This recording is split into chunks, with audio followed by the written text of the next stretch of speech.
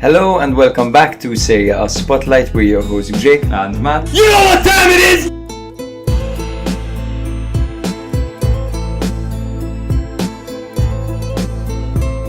I can't tell you guys enough how much you've been my internal monologue when thinking about football for the last year. Yes, amazing! We get to record while drinking some wine.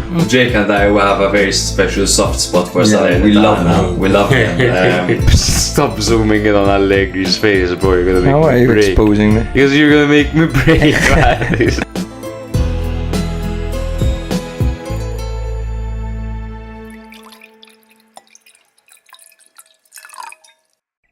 Hello and welcome back to another episode of Serie A Spotlight. This is episode 148 and we're your hosts Jake And Matt. here to cover all the details of Matchday 11 in Serie A. Not before announcing our goal of the week. Obviously, we did see some average goals this week. It wasn't quite packed as we typically would like as Serie A fanatics. However, our goal of the week was Ademola Lookman's second goal against Napoli as Atalanta ran riot, winning 3-0 in Naples against the current league leaders. Great work by Gasperini, but fantastic work here by Ademola Lookman, especially in the second goal. Wonderful work by Lookman and lovely work by CDK out wide as well to create that opportunity, stretching the Napoli team as wide as possible. We'll get into that in more detail. Honourable mentions, brother. Yes, of course. So we saw Sule in Roma's 3-2 defeat. He did score a flick on with the back heel, but obviously not really worth celebrating when you lose 3-2 to Hellas-Verona and your coach is on the brink of being sacked. It meant a lot to him, though. It meant a lot to him. It was his first goal, I believe, for Roma. I think it was his first goal, yeah. And you could tell, there was a massive weight off his shoulders. And what a lovely bit of improvisation from him to score that. No, brilliant stuff by Sole. Just obviously Roma are in a dark place right now. And I forget to think of the individual sometimes. Yeah. So, And Retegui had a fantastic goal as well with little to no time remaining. He was brought on with 10 minutes to go or something like that at least. And Bellanova on the counter. Samardzic, Bellanova, Retegui. And the cross went behind him as well, and he managed to turn perfectly. Oh, and the Three way he subs finished linking it off, up brilliantly. The way he finished it off in such a slick way when the ball was behind him, and the way he managed to slot it in and not go for too much power in that area is always good to see. And it's always good to see when a star player is benched. They come off the bench, and they act fully professional, they get that goal, they celebrate, and on to the next. Just understood the assignment and what a true professional Retegui has been since joining Atalanta. Yes. Champions League, Europa League, Conference League action this week. Amazing stuff. We're so excited. Tonight there is Real Madrid versus Milan. There's Lille versus Juve. And there's Bologna versus Monaco. Tomorrow there's Inter versus Arsenal. Stuttgart versus Atalanta. There's also USG versus Roma. Then we'll have Lazio against Porto. And Apoel versus Fiorentina. So obviously it's really good to see a European roster so jam-packed with Italian teams. And a lot of these Italian teams, barring Roma and Bologna, these teams are flying at the moment, barring Milan as well, to be honest. But a lot of these teams are on good form. You look at Juventus, they're on decent form. You look at Inter, they're on decent form. You look at Atalanta, they're flying. Lazio are doing really well at the moment. And these are the teams that can have a bit of a stretch in the tournament, hopefully. It's true. How Milan would it be, bro, if they beat Real Madrid tonight and then lose to Cagliari at the weekend? That's incredibly Milan. I'll never forget when Milan were fighting for top 4 in Pioli's first season after taking over from Gianpaolo. There were 3 or 4 games left. 2 of them, one was against Atalanta and one was against Juve. And the other was against Cagliari, who were relegated at that time. And one was against another bottom team. Milan drew 0-0 to Cagliari. They drew the other game against a minnow side, I think Sassuolo it was. Beat Juve 3-0 when there was that Tomori header, and beat Atalanta 2-0 with a Kessié double penalty. The 0-0 against Cagliari was so disappointing. There was Godin, remember that game? He was a beast for them, yes, bro. He was fucking fantastic. He was a wall, my game, God. Then Inter bottom, they're like, we won that in the derby.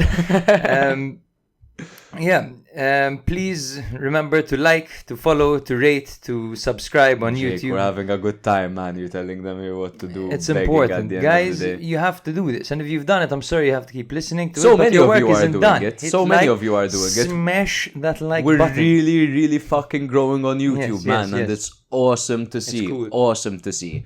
Please keep up the love. If you're in and just listening to this podcast, flick it on the TV. See our faces, see the beautiful artwork, see the studio that we built thanks to you guys, thanks to our beautiful patrons who are contributing $3.99 a month to help us make this dream a reality.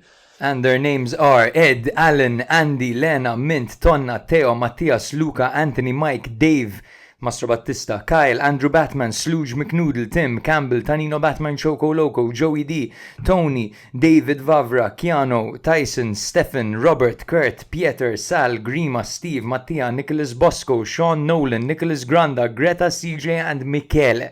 Thank you very much, guys. The best. Monthly contributions, daily vibes. We love you all. Yes. Wow. Beautiful. Genius. Absolutely Genius. beautiful. Shall we get straight into this because the game starts in 2 hours and 40 minutes and it sounds like this episode's going to be quite a long one. But we'll start things off. Look at this mistake over here. We're going to start things off with Napoli 0, Atalanta 3, an absolute masterclass by Gasperini, who decided to drop the leading goal scorer, Retegui, against the league leaders to beat them 3-0. Ademola Lookman, you have to start considering this guy as one of the top players in the world because he scored a hat-trick against Bayer, never losing in the Europa League final. And he's running riot completely in Serie A once again this season, being one of Atalanta's best players, if not their best player. Next, we'll jump to Hellas 3, Roma 2. Here we are, we're going to talk about the Roma crisis again this week because, once again, another failure for Roma after they beat Torino. Pardon me, I mentioned Roma winning and I almost had a stroke. After they beat Torino last week in that fucking narrow fashion and that boring manner, they lose 3-2 to Hellas Verona, and let me tell you what, it was full of individual errors, and at the end of the day, they got schooled by Hellas Verona, who brought aggression, and Roma just looked like a disjointed team. Inter 1, Venezia 0 will be the game we'll cover after that. Venezia thought they found an equalizer with the last kick of the game. However, the ball was bundled over the line with the player's hand, so unfortunately, that joy didn't last too long for Venezia, but Inter really wasteful in this game. Very, very wasteful in this game. And speaking of wasteful, Monza 0, Milan 1. Guess who was wasteful? Monza. Well, to be fair, even Milan in fact had a higher XG, but the chances that Monza missed, they'll really be kicking themselves. They had a goal disallowed because of a phantom foul on Theo Hernandez. It was a phantom foul. Mike Magnan just reminded us that his reflexes are some of the best reflexes in the world. Him and Sommer this week had incredible saves. Yes, saves. Incredible saves. But Milan, a victory for them. A victory. Tensions still in the Milan camp, which we will discuss, but a victory. Torino 0, Fiorentina 1. Not the trashings that we've gotten accustomed to for Fiorentina, but looked a bit leggy here. They look tired. They did look leggy, they did look tired, and it's concerning considering that they're playing European football this week. Torino, quite a crisis that they're going through at the moment. At this point, I can't remember the last game that they won. We'll get into it. They're going through a bit of a negative spell at the moment. Udinese 0, Juve 2 in the Bianconeri derby. Apologies. Savona on the score sheet here for Juve, bagging his second goal of the season, obviously the first coming against Hellas Verona. Lazio 2, Cagliari 1. Comical goal scored by Luvumbo Zito in this game. His first goal since February. Wow. Yeah. Jesus Christ. It meant a lot to him. He fell down on the floor. Luvumbo Zito. Love him. And the shorts are getting shorter. They're getting shorter. They're getting a bit too short now. Yes, it's becoming a bit weird. He's folding them from the inside. He needs to size up. Huh? He does. He needs to size up. But yeah, another win for Lazio over here. Good win for Lazio at the end of the day. Although it did look shaky after they conceded that goal, which to be honest came quite out of nothing for them. Yeah, but they did manage to find a winner through a penalty towards the end. Bologna 1, Lecce 0. It was a late Orsolini header that got them this very well-needed victory. Empoli 1, Como 0. Without Como, were the team that play free-flowing, sexy attacking football. I'm exaggerating a bit here for Empoli, but of course they absolutely outclassed Como in this game, and they look like the Empoli that we really started to love. D'Aversa threw some shade before the game. Did he? He said if you look at the standings, it looks like Empoli and Como have similar ambitions, but then when you look at the wage bill, it says something totally different. And then he beat them 1-0. That's crazy. Oh, what a beast. Yeah. What a beast. I really, really love Empoli this season, man. Parma 0, Genoa 1. Huge win for Genoa over here. Pinamonti scoring, Balotelli coming on and getting a yellow card immediately. Parma fans booing them at the end, the poor guys. But a disappointing result for Parma. Huge result for Genoa, who are up to 17th from last place. That's how quickly things change. You have the first game, bro. Let's jump straight into it. Absolutely, brother. So we can start off by covering Napoli 0, Atalanta 3. This was the surprise of the weekend because, to be honest with you, I thought that it would be I thought it would be an even game, but I didn't expect. I didn't expect Atalanta to destroy them. I don't think anyone expected this, man. Not even a bit. Like, it was a fascinating chess match between Conte and Gasperini. We could call them two veterans, at this point.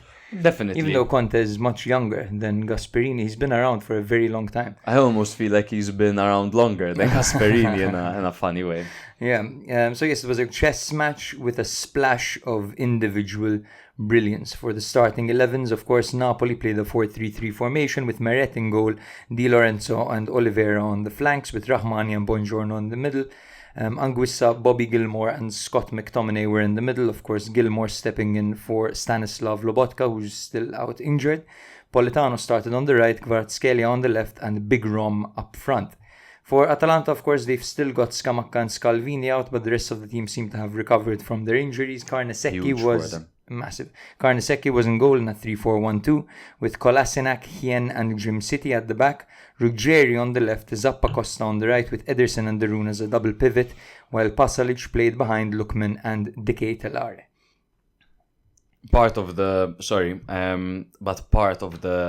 massive pros of having their defensive crisis sorted is having Hien back and having Hien in the center over there, but even more so Martin Darun back in midfield which allows for that, because we're talking about the double pivot of Ederson and Pasalic not working. Go listen to our last episode where we discuss each of the top 20 teams, 5 minutes each, equal attention overall teams.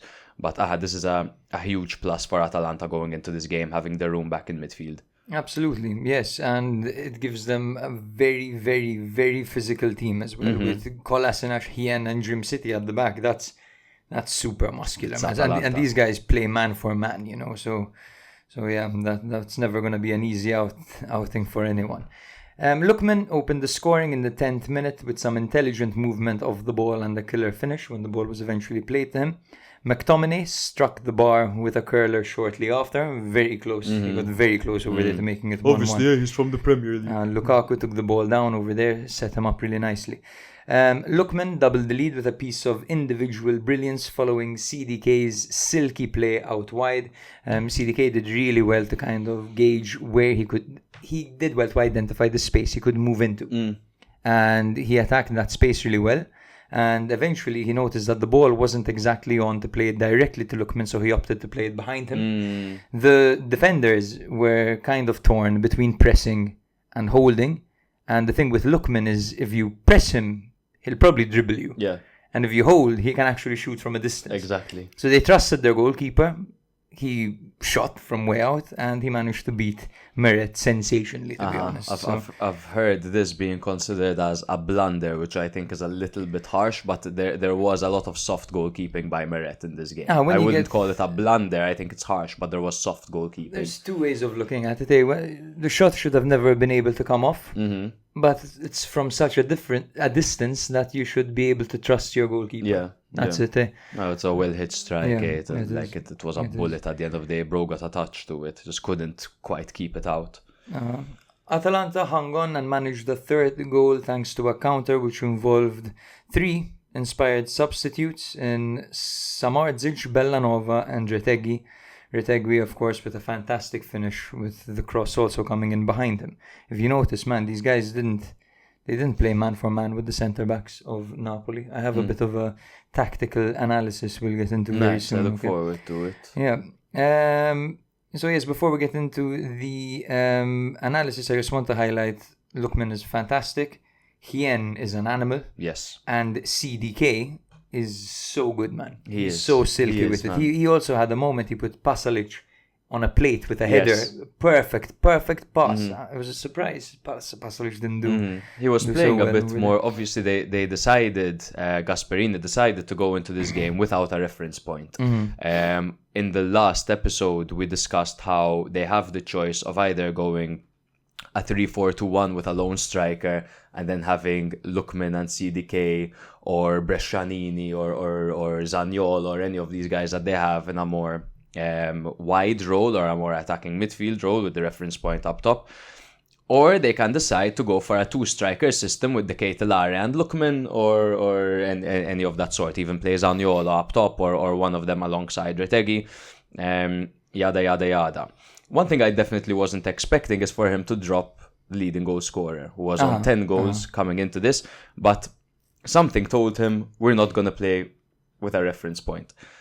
Probably it's because Napoli have had one of the best defensive records this season, just conceding 5 goals, 3 of which came on the opening match against Hellas-Verona, who put 3 against Roma.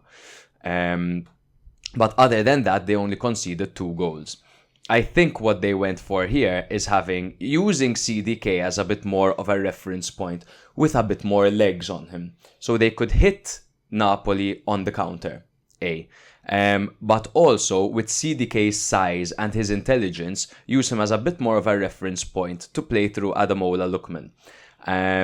Whilst also allowing Pasalic to enter that space that is typically occupied by CDK. So they were doing a bit of rotation over there, which led to really, really fluid attacking by Atalanta. Yes. Whenever they were attacking, it looked really, really natural. It looked really good. And Napoli had no answers for it. It's as simple as that. One thing I'd like to add to that is the fact that he used 3 let's call them atypical attackers in Lookman, in Pasalic, and in the Ketelare. He focused on ruining Conte's defensive and team organization. How? By stretching the team. Yes. Notice how CDK was playing on the line the entire time. Both times that it was played to Lookman, it came from the flank. That's true. So they stretched them as wide as they possibly could, because if they played Retegui against Buongiorno and Rahmani, they would have played into Napoli's strength. Exactly. So Gasperini saw that, acknowledged it, and adapted. It was fantastic by him. And so, keep in mind, aside from that, brilliant points, by the way, it's just Conte and Napoli, they for sure spent the entire week, if not a week and a half, training to go up against the leading goal scorer. And they're like, Buongiorno, you're going to man mark him. This is how you're going to be on him. And then you come up against Lookman and CDK, who are both wildly different profiles to him. Yeah. So one thing you're instantly going to do is just looking at the lineup is instill anxiety. Like, shit, this guy isn't isn't Retegui at all. It's Lookman and he's so fast. Boss, they're taking us wide! Exactly. It's just completely different. And when Atalanta smell that blood, bro, they're unstoppable. They are. And Gasperini starts dancing on the sideline. I hope you enjoy the cover of this episode, by the way. It's Gasperini as a garden gnome holding Conte's severed head. It's your best work yet, Thank bro. You, bro. I strongly believe. I want it as a back piece. I'm gonna keep playing on this exaggerated, crazy thing. You're best when you're most creative. So do whatever you can to find that creative spark, brother. Thank you, bro. So Conte pointed out Napoli's defeat in terms of lost duels at the end of the game. Indirectly, that means he acknowledged the fact that Gasperini tactically succeeded, because they went there playing man for man and they won most of their duels. So it was a tactical and a physical victory for Atalanta. Regarding the way Napoli set up in play, it looked more like a 4-2-4. And he used McTominay and Politano as key transitions between the defense and the attack. Interesting. As for Atalanta, they played a 3-4, obviously. Like you know, it's a 3-4-3 usually. Yeah. But of course, Pasalic, Lookman, and Decatur were just everywhere. You know? So it's a 3-4-3, but the front three have freedom to overlap and to roam. So, yes. So Gasperini, yes, it was a strict man-marking approach. And every Atalanta player was assigned a Napoli player to mark. So we're talking Lukaku was shut down by Hien. Kvaratskhelia and Politano were contained by Jim City and Kolasinac. Yes. Di Lorenzo and Oliveira were managed by Zappacosta and Ruggieri. Di Lorenzo was also facing himself. Exactly. Which is an issue. Never face yourself, guys.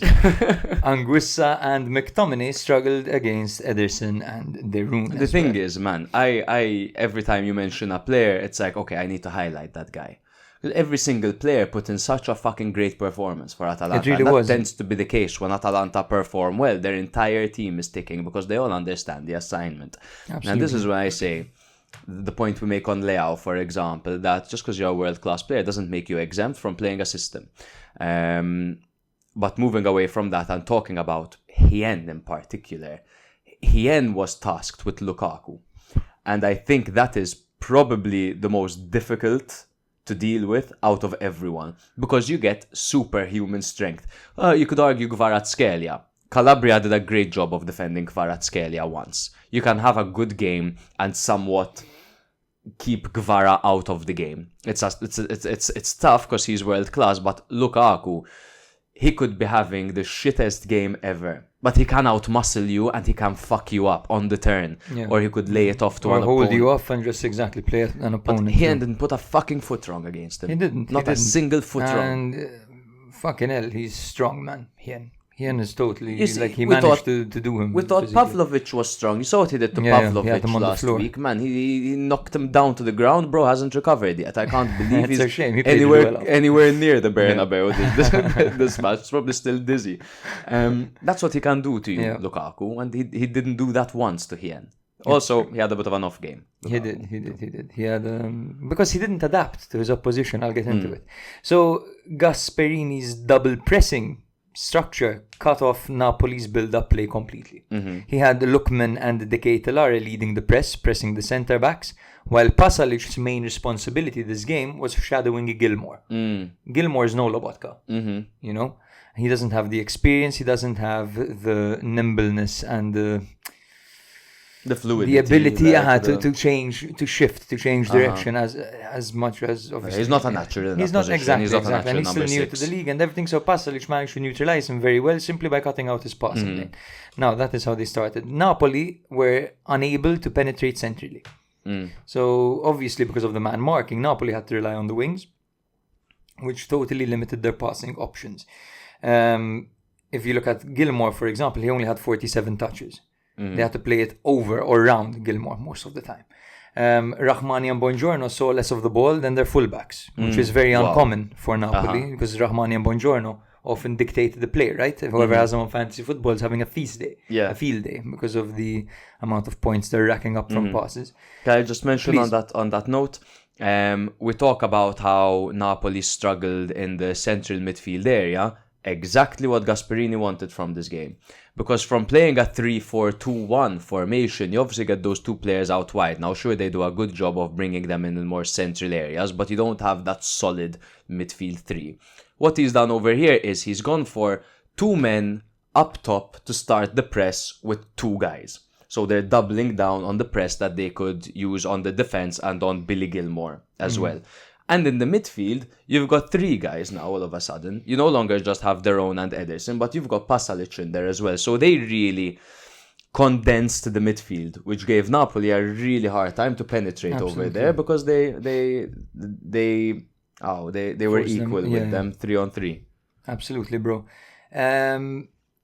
Again, we have to highlight Lukaku because he was matched up with Hien and he repeatedly tried to do the same bit of physical hold-up play without changing it up at any point. I don't know if this was because of tactical instructions or because it was a kind of a personal choice, but he kind of kept doing the same thing over and over again with no success. Well, that's the only way you could utilize him had nowadays. 5 successful tackles and multiple clearances on Lukaku. Yeah. Now, in this scenario, what minute was Lukaku brought off is what I want to see. So Lukaku it was quite late on in the game, if replaced. I'm not mistaken. Yes, in the 76th minute. In the 76th minute. Simeone came on. Last episode, we spoke about how they don't have a player of a similar profile to Lukaku on the bench. Now, when sleeping on that, I noticed that could actually be a good thing, because sometimes Lukaku isn't going to perform the way he should, or that system simply isn't working. So they need to change things up. They need a Raspadori or a Simeone or a Guevara false 9 or a Neres false 9 or whatever. And in this match, I just feel like Conte, he took his time to switch things up and to change the system that wasn't working, just to improve it. And Lukaku having a poor performance like this, okay, again, they were outclassed, whatever, when playing once a week is a little bit concerning. So let's just keep an eye on him and see. He shouldn't struggle playing once a week, right? But he looked out of sorts here. I'm not sure if this is, as you mentioned a few episodes ago, Lukaku being whipped into form. Maybe Conte's exhausting him. Or maybe, I don't know, genuine fatigue. I don't know, maybe he wasn't quite fit enough. He lost. Yeah.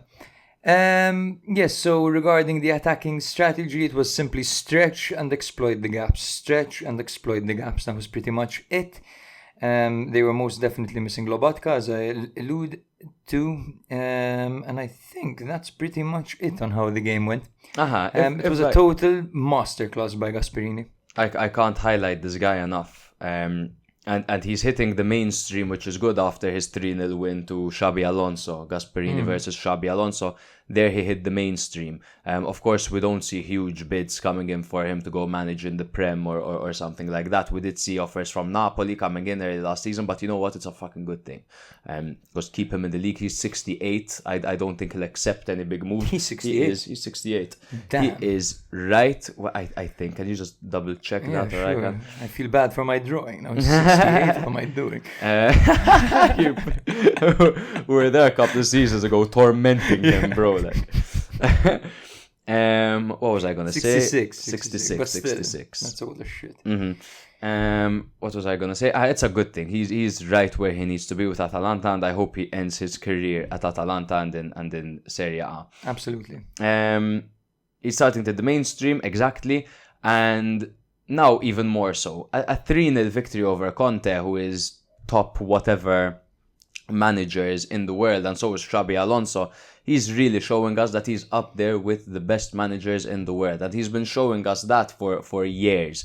It's just time we put some more emphasis on that point. Absolutely, and he has changed the coaching style in Serie A. Yes, he has changed it. You know, you see so many teams playing his style, a version of his. He changes it up. That's the good thing, because you think that a 66-year-old manager that's been in the game for so long and whatever has one system and they try to stick to it, like Conte. This is a formula that works, and other managers who tend to stick by the same kind of technique. Gianpaolo, when he went to Milan, Suso as a trequartista. Exactly. 4-3-1-2. No, you said 3-4. 4-3-1-2. But we see tactical flexibility by him. He has a plan A, a plan B, and a plan C, which is absolutely crazy. I want to highlight another player that had a shit show. So I personally believe that there wasn't a single player on the Napoli team that I could pinpoint and say they had a good performance, right? Obviously, because they were outclassed. Particularly like Gilmore and Anguissa really struggled in midfield, particularly. McTominay had a crack at goal. That's the reason I'm not mentioning him over there. But no one had as bad a performance as Giovanni Di Lorenzo. And let me tell you something. If you're one of those people that think Di Lorenzo's bad form is behind him because he scored 3 goals, then you're wrong, in my opinion. Because the last thing I would do personally is judge a right back or a right centre back in certain cases by the amount of goals he scores, because he is the most dribbleable defender in Serie A at the moment, out of the big teams, out of the starting players. It's simply, you saw what happened to him in the Euros when he played against Spain, and when he played against all these guys. He sticks out like a sore thumb, unfortunately. He's very human, and he's Lookman was tearing him to shreds in this game, bro. He should take a page from Calabria against Gvicha or Calabria against Mbappe. Speaking of human, because Calabria is very human. He's as human as it gets on the right-hand side, playing against some of these freaks. He makes them look like they're different species. Di Lorenzo, I'm afraid his best is behind him. He could still be utilized well by content. He is being utilized well, but in some games I think he will get exploited when you're up against a freak like Lookman or Leao or again like Mbappe, these guys who just are so explosive. He's gonna struggle. No, but he's scoring. Yay! You have to double mark him. Exactly. That's it. You know what, man? Napoli are in first place with 25 points. Atalanta are in third place with 22 points. Let's speak about this. Let's speak about this. Atalanta. Yes, we can start doing it. Saying where they are, absolutely. But Atalanta, they typically take a bit longer to get going. Is this the season that you could consider them contenders for the league? Because as much as they've been good for the past 6, 7, 8 years, bro, you could never really consider them contenders. Can you now? I think we could have considered them contenders at certain points in the past. The problem was that they've always had multiple competitions and they've never thrown one out the door. They always focused every competition and they've always done decently in all of them. You know, that season where they made it far in the Champions League, who's to say they couldn't have won the league had they been playing once a week? They had an incredible team with Papu Gomez, Ilicic before he got depressed halfway through that season. In fact, I think they could have beaten PSG with Ilicic. They looked better without him. Ilicic was a freak that season. I think this year, again, it very much depends on how they do in Europe. The fixture list is packed for everyone. If Atalanta drop out of Europe, it could be a blessing in disguise. Absolutely. However, that being said, they do have 2 key pieces out with ACLs. So another serious injury in one of those departments could lead to a crisis. Scalvini probably will be back relatively soon. Scamacca, nowhere near.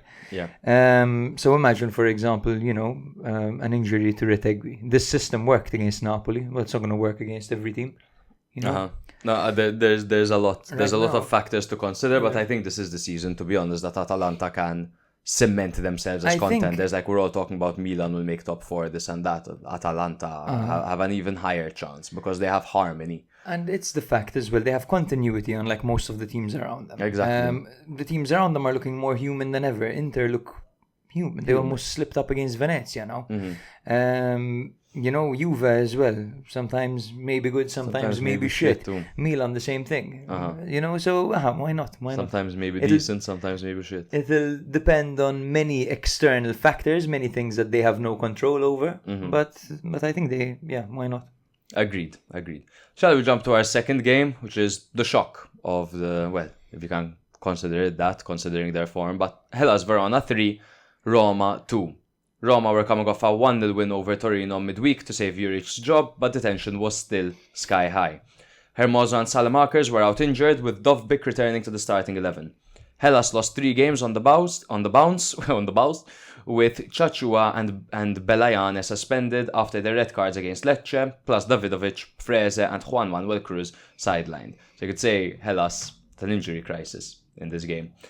4-2-3-1 formation for Zanetti's men with Montepo on goal and a backline of Danilolic, Magnani, Coppola and Bradaric, Serdar and Duda and the pivot with Lazovic on the left, Suslov on the right and Kastanos playing behind Tenkstedt. For Juric's men it was a 3-4-2-1 formation with Zvilar in goal and a backline of Mancini, Indica and Angelinho. Celik was on the right, Zalewski on the left with a double pivot of Kone and Lefe. Sole and Pellegrini playing behind Dovbyk. Obviously here, key thing to note, is Sole suddenly fitting into the system and benching Paulo Dybala. In the 13th minute, Hellas-Verona opened the scoring. And how did they open the scoring? Because Zalewski decided to play a cross-field pass in his own half, playing the ball directly through Tenkstedt, who slotted the ball in with no problem whatsoever. It was an embarrassing cross-field pass and a rookie mistake. I remember doing that in under 9, and Coach Mulligan... Coach Mulligan had ripped me a new one because we conceded Melita in the opening 10 seconds of the game because of my crossfield pass. You like played the striker through on goal. I played the strike clean through on goal, bro. And I remember I was You ran towards him or you stood there? Bro, I literally, it was 2 center backs, so it was like 7 aside at that time. I tried to play to the center back near me. This guy just runs through and finishes immediately. I couldn't do shit. But it was on me. Yeah. Just like it was on Zalewski over there. In the 28th minute, Solé brought one back for Roma. He equalized, flicking the ball in with his back heel after a pullback by Zalewski. Zalewski redeemed himself. No, he didn't. It was a ridiculous mistake. But 1-1 at that point. Just 6 minutes later, however, Verona put themselves back in front 2-1 as Magnani restored their lead with a dominant header from a Duda corner, despite protests from Roma regarding a potential foul on Evan Indika. There was a bit of an elbow in place. Could have been. Could have definitely been a foul, and it's crazy to see that, for example, there was the foul on Theo Hernandez was a foul, and then this wasn't an elbow in the face. To me, football is a contact sport, and there should be contact, and not every single little bit of contact should be a foul. So I'm not too pissed off about this goal, but then I want to see continuity, and I want to see calls like that not being made. Yeah, consistency is Exactly. key. I enjoyed how much Magnani enjoyed that goal. Oh, definitely. It was actually, was it his first goal in like 115 games for Hellas Verona? That's an awfully Or quirky am I just pulling that shit out of my ass? Bro's just making things up. I could be making things up.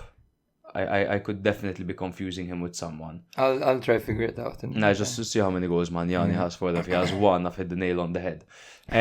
In the 53rd minute, Dovbyk leveled the score again for Roma after a low cross by Celik was bundled over the line by him with the help of one of the Verona centre-backs. In the 88th minute, however, Harrui got the decisive goal for Verona, as Liveramento, who came off the bench, did extremely well to hold on to the ball and play it to Harrui, who took a touch and swept it into the net. It was his first ever goal for Verona. His only other goal in Serie A came in 2019 with Sassuolo. There you go. Yeah. Wow, Magnani at Sassuolo. Of course. Sometimes I just don't piece it together. I'm like, that's a completely different guy. Hey, then Brescia, then Verona, loan to Sampdoria, and back to Verona. Crazy. In the 95th minute, there was a red card for Livramento, who was sent off for a late two-footed challenge on Stefan El Shaarawy, but no difference to the outcome of the game. Hellas Verona 3, Roma 2. Now, coming into this match, bro, just for context, Hellas had lost 6 out of their last 7, with their only win coming against Venezia, and losses coming against the likes of Como, Monza, and Lecce. Thought the crisis was bad for Roma. Didn't think maybe it was this bad. I thought if they could beat Torino, then they could get something done against Hellas Verona. What's your thoughts, man, on this? To be honest, man, Roma confused me. Honestly, I'm not even sure what to think about them and what they should do. Because when you appoint a manager who's totally unsuited to your team, obviously they would be better if they sacked him. Mm-hmm. But is that the message that they want to send? To the players, to the fans, to everyone? We're just bringing people in and axing them on a whim. Like, how do you justify the Juric appointment? What's the justification there? I think the justification is this. Look, we're gonna sack Juric because we fucked up. We made this mistake. We made things worse. We want to try and make it better. We're gonna go for a different profile. I think at this point, if they don't do that, they're just gonna keep making things worse and worse. Wouldn't they go for De Rossi again, probably, to make the fans happy? Because But everything they've done so far has De been... Rossi isn't. It's not, fucking but fair. he was alright. I mean, I don't He know why was they sacked alright. him. He was fine. Last season. that brand new team. Exactly. And then they built a team for him and they sacked Exactly. him early on into the season. Let's not repeat ourselves. The Friedkins! Friedkins! The Friedkins! They're fucking insane, bro. They're insane. They are a They're mess. They're an insane, absolute dude. fucking What mess. are they doing? But let's talk less about the whole Roma situation and talk more about the game. I mean, again, you're playing a 3 at the back formation. Your fullbacks are Zalewski, who in a Roma shirt is just terrified. The poor guy. he's out of his comfort zone, and every game he's making a mistake, and every game he's piling even more pressure on himself. The fans are really nervous, he's really nervous, everyone's nervous, and it's not helping his case. On the other side, you have Celik on the other side, who makes more mistakes than positive contributions. And then so you've got this 3-5-2. Your double pivot is Kone and Lefebvre. They're both new players, so that's going to need time. You've got Pellegrini. God knows how he's going to play. Lord knows what happened to the player that we knew 2 seasons ago. Soler, who's just come in, who's playing in a formation that's not suited for him whatsoever. He's used to a 4-3-3. De Rossi played a 4-3-3, by the way. Dovbyk, who's just come in, and he's struggling to receive service. He was played in a few times this game, found a bit of success when he was played in. But again, he's been isolated for more often than not, obviously, because it's not a possession-based system. It's crazy how Pellegrini had this new lease of life under De Rossi, and the second De Rossi left, it's gone. It's gone, yeah, completely. Because he was a manager who knew the team, who could play the team to their strengths. And this Juric is just my system or no system. It's and then look, as the game progresses, let's say you need to take out Zalewski. Who are you going to bring on? You bring on El Shaarawy. El Shaarawy isn't a bloody wing back, man. No, they're not set up. They're not set up. Okay, on the other side, Celik, you have no replacement. There's nothing you can do over there, so he has to play the full game. Midfield, bring on Cristante, Paredes. Okay, that's your double pivot. You know what I mean?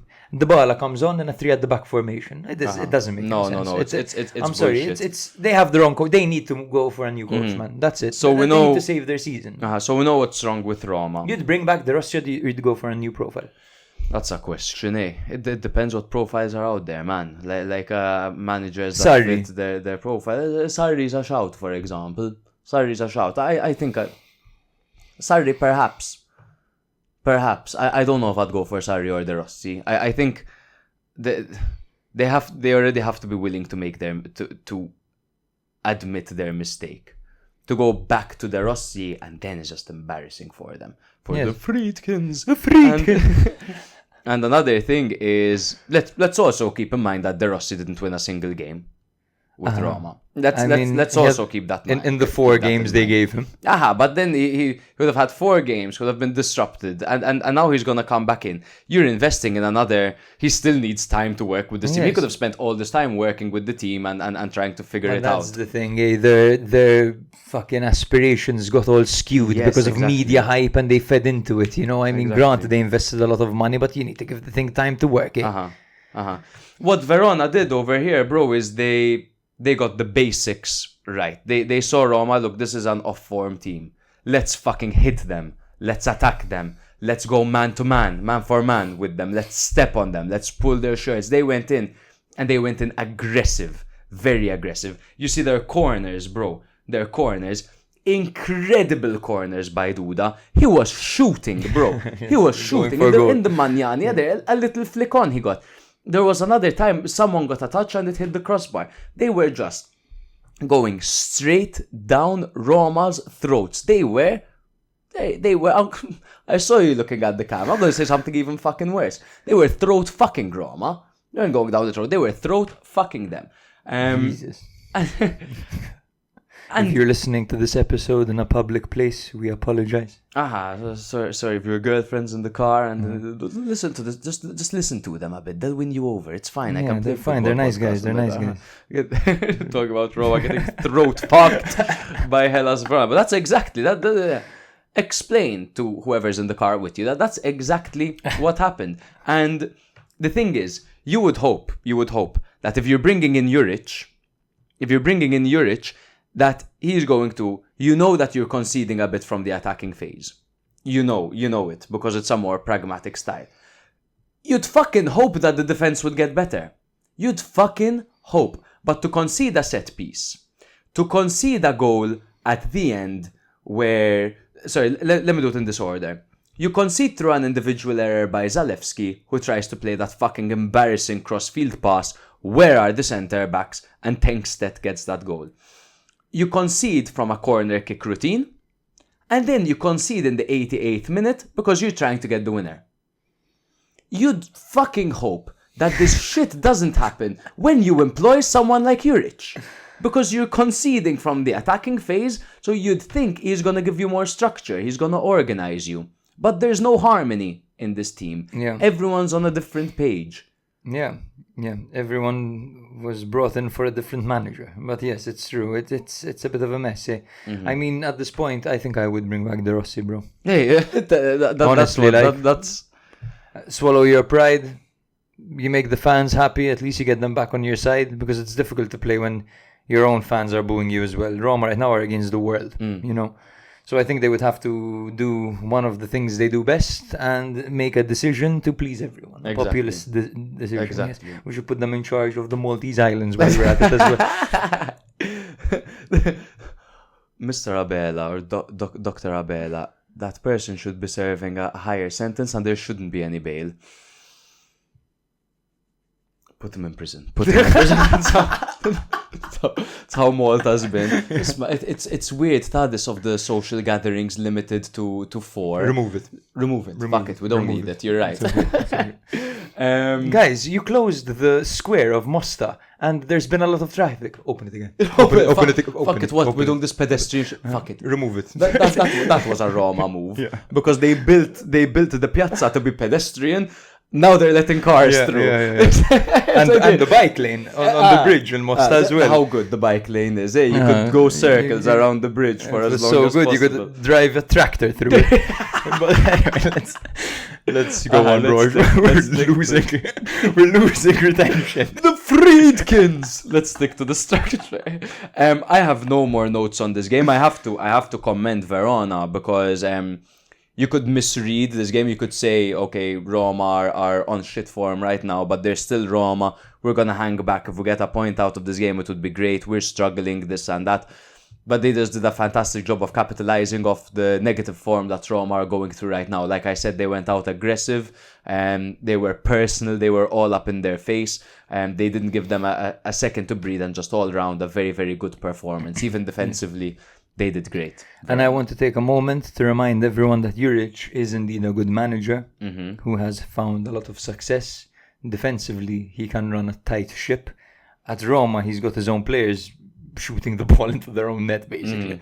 Let's remember that the environment, of course, affects everyone. These are good players. This is a good manager. It's just that it's just a bad atmosphere. No, at every level. That's it. In the stands, at the top, in the dressing room, everywhere. Imagine being hired as a manager at any company whatsoever, and there's absolutely no harmony in the team. They're all setting their desks on fire and going mental, and people are trying to break in to beat you up because you were appointed instead of the other manager before. It's not a... I do think that they did hire a very hard-headed man, however, because he does clash a lot with He's a football manager at the end of the day, no? Yeah. Roma are in 12th place on 13 points. Hellas-Verona just 1 place behind them on 12. So Inter took on Venezia at home and luckily beat them 1-0. And I'd say luckily because of course, what went down at the end of the game. We'll get into it.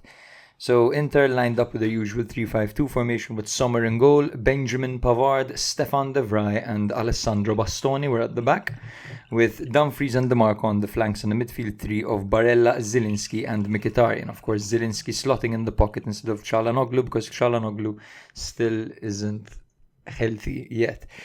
Well, he wasn't 100%. In fact, he came on later in the game. Thuram and Lautaro started together up front. Thank you very much for the listeners. Matthew put his fingers in my water. That's what that was right now.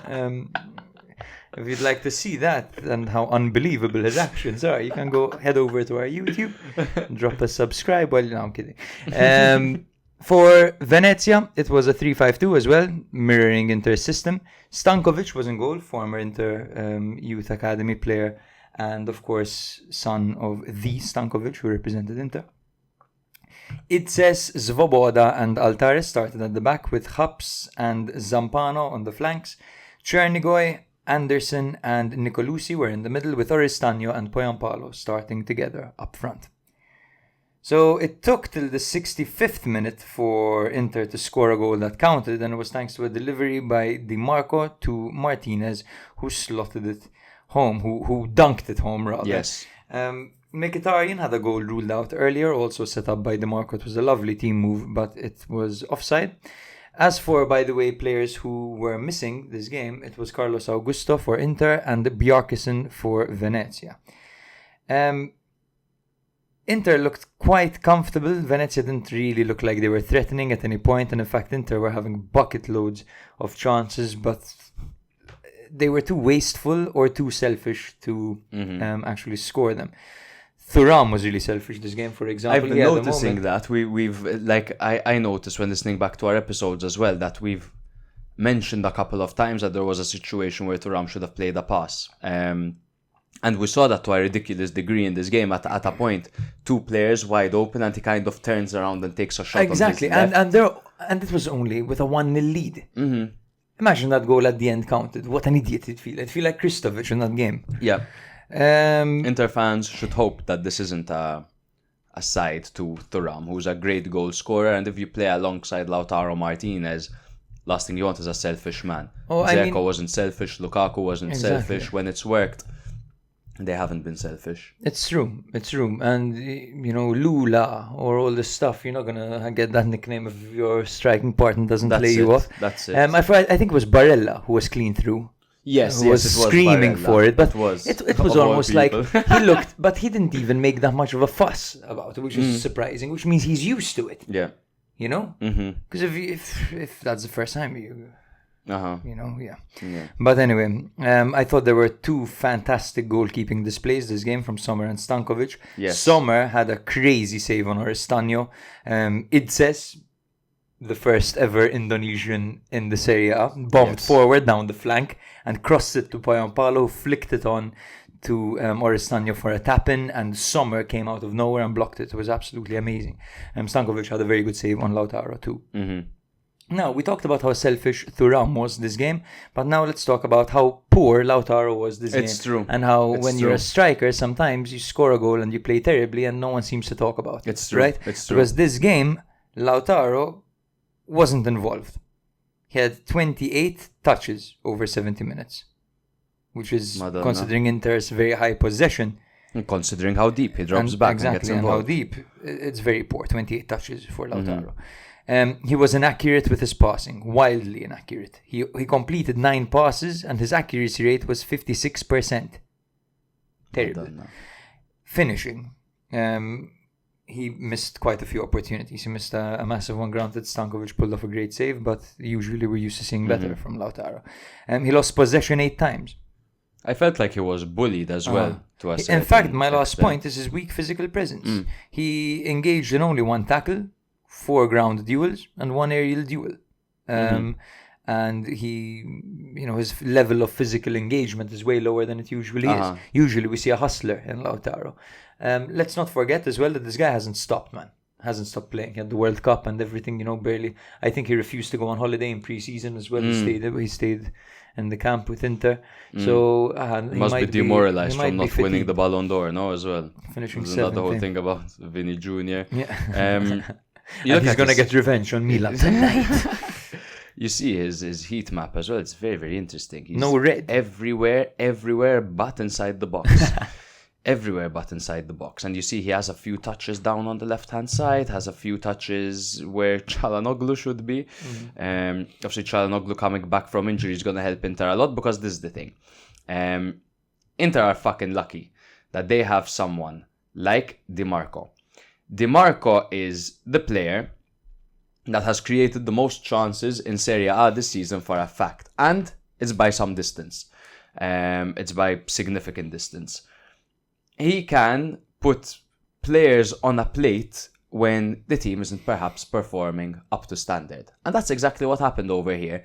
Inter, it seems like fluidity-wise, aggression-wise, and organizationally, they've taken a hit. Particularly just from the energy levels seem lower in Inter. Now, you mentioned the schedule. It's a factor. It's definitely a factor, but I do think that it could be something a little bit deeper than that, because they're not finishing, bro. They're wasting a lot of chances, not working as well as a team together. Even against Juve, they could have scored more than 4 goals. I feel like it's not the only thing. I don't feel that sheer desire to win games the way that they had last season, where they were willing to eat someone's throat to win the game. I'm not seeing that in Inter this season so far. And I was going to allude to a point about that. It almost feels lazy. It almost feels like they're going in and putting in lackadaisical performances. It's almost like they're hungover from winning the league. That's how I feel when I watch Inter play. Maybe they've grown entitled. Maybe. It's interesting. It's definitely interesting because they have what it takes in the way they play. They can kill the game off quickly. Because they still create chances. They create a shit ton of chances. And they transition really beautifully, and the way they move the ball around and get from their defense to the attack is breathtaking sometimes, watching them. But not as much as last season. Exactly. Not as much as last season, yes, but that's also because, the players have been on rotation because they've actually experienced injuries for the first time in Hakan, in fact, is a huge miss for them. In fact, Zielinski isn't like exactly a like for like it. Because they didn't have a calm presence in midfield in this game, I feel. They had 3 fucking hustlers, man. They had 3 hustlers in Zielinski, Mkhitaryan and Barella. They just needed someone to slow it down a little bit. There was a moment early on in the second half where they even experienced maybe the game getting away from them a little bit for around 5 to 10 minutes, where Venezia were taking control a little bit. And then obviously they picked up some momentum, they got the goal, and they managed to win. You guys can't see me, it was just a spot, but like this. I'm wiping my eyebrow. And fingering my water. And fingering his water. Listen, let's cut to the chase, brother. Was that the right call to cancel Venezia's goal at the end? Was it not a clear handball? His hand was on her shoulder, like this. And the ball bounced on her shoulder and hit his hand. While his hand was on her shoulder. I'm so fed up. I'm so fed up of talking about rules. Fuck the rules, man. I don't know. I guess whatever the rules say, the decision should be. I don't give a fuck. Whatever the rules say, it should be. I'm so tired. Di Francesco was furious. He said the draw would have been a fair result. The refereeing favoured the other side. To me, the foul on the goal hardly seemed like an obvious one. Then he went on to congratulate his team. Let me guess. Inzaghi said the opposite. You know what I mean? I'm so tired. No, it's always the same song and dance. I mean, what it does hit his hand. Granted. Now, if his hand wasn't there, maybe it wouldn't have actually made a difference, But there was also a bit of a shove on him. On the goal scorer.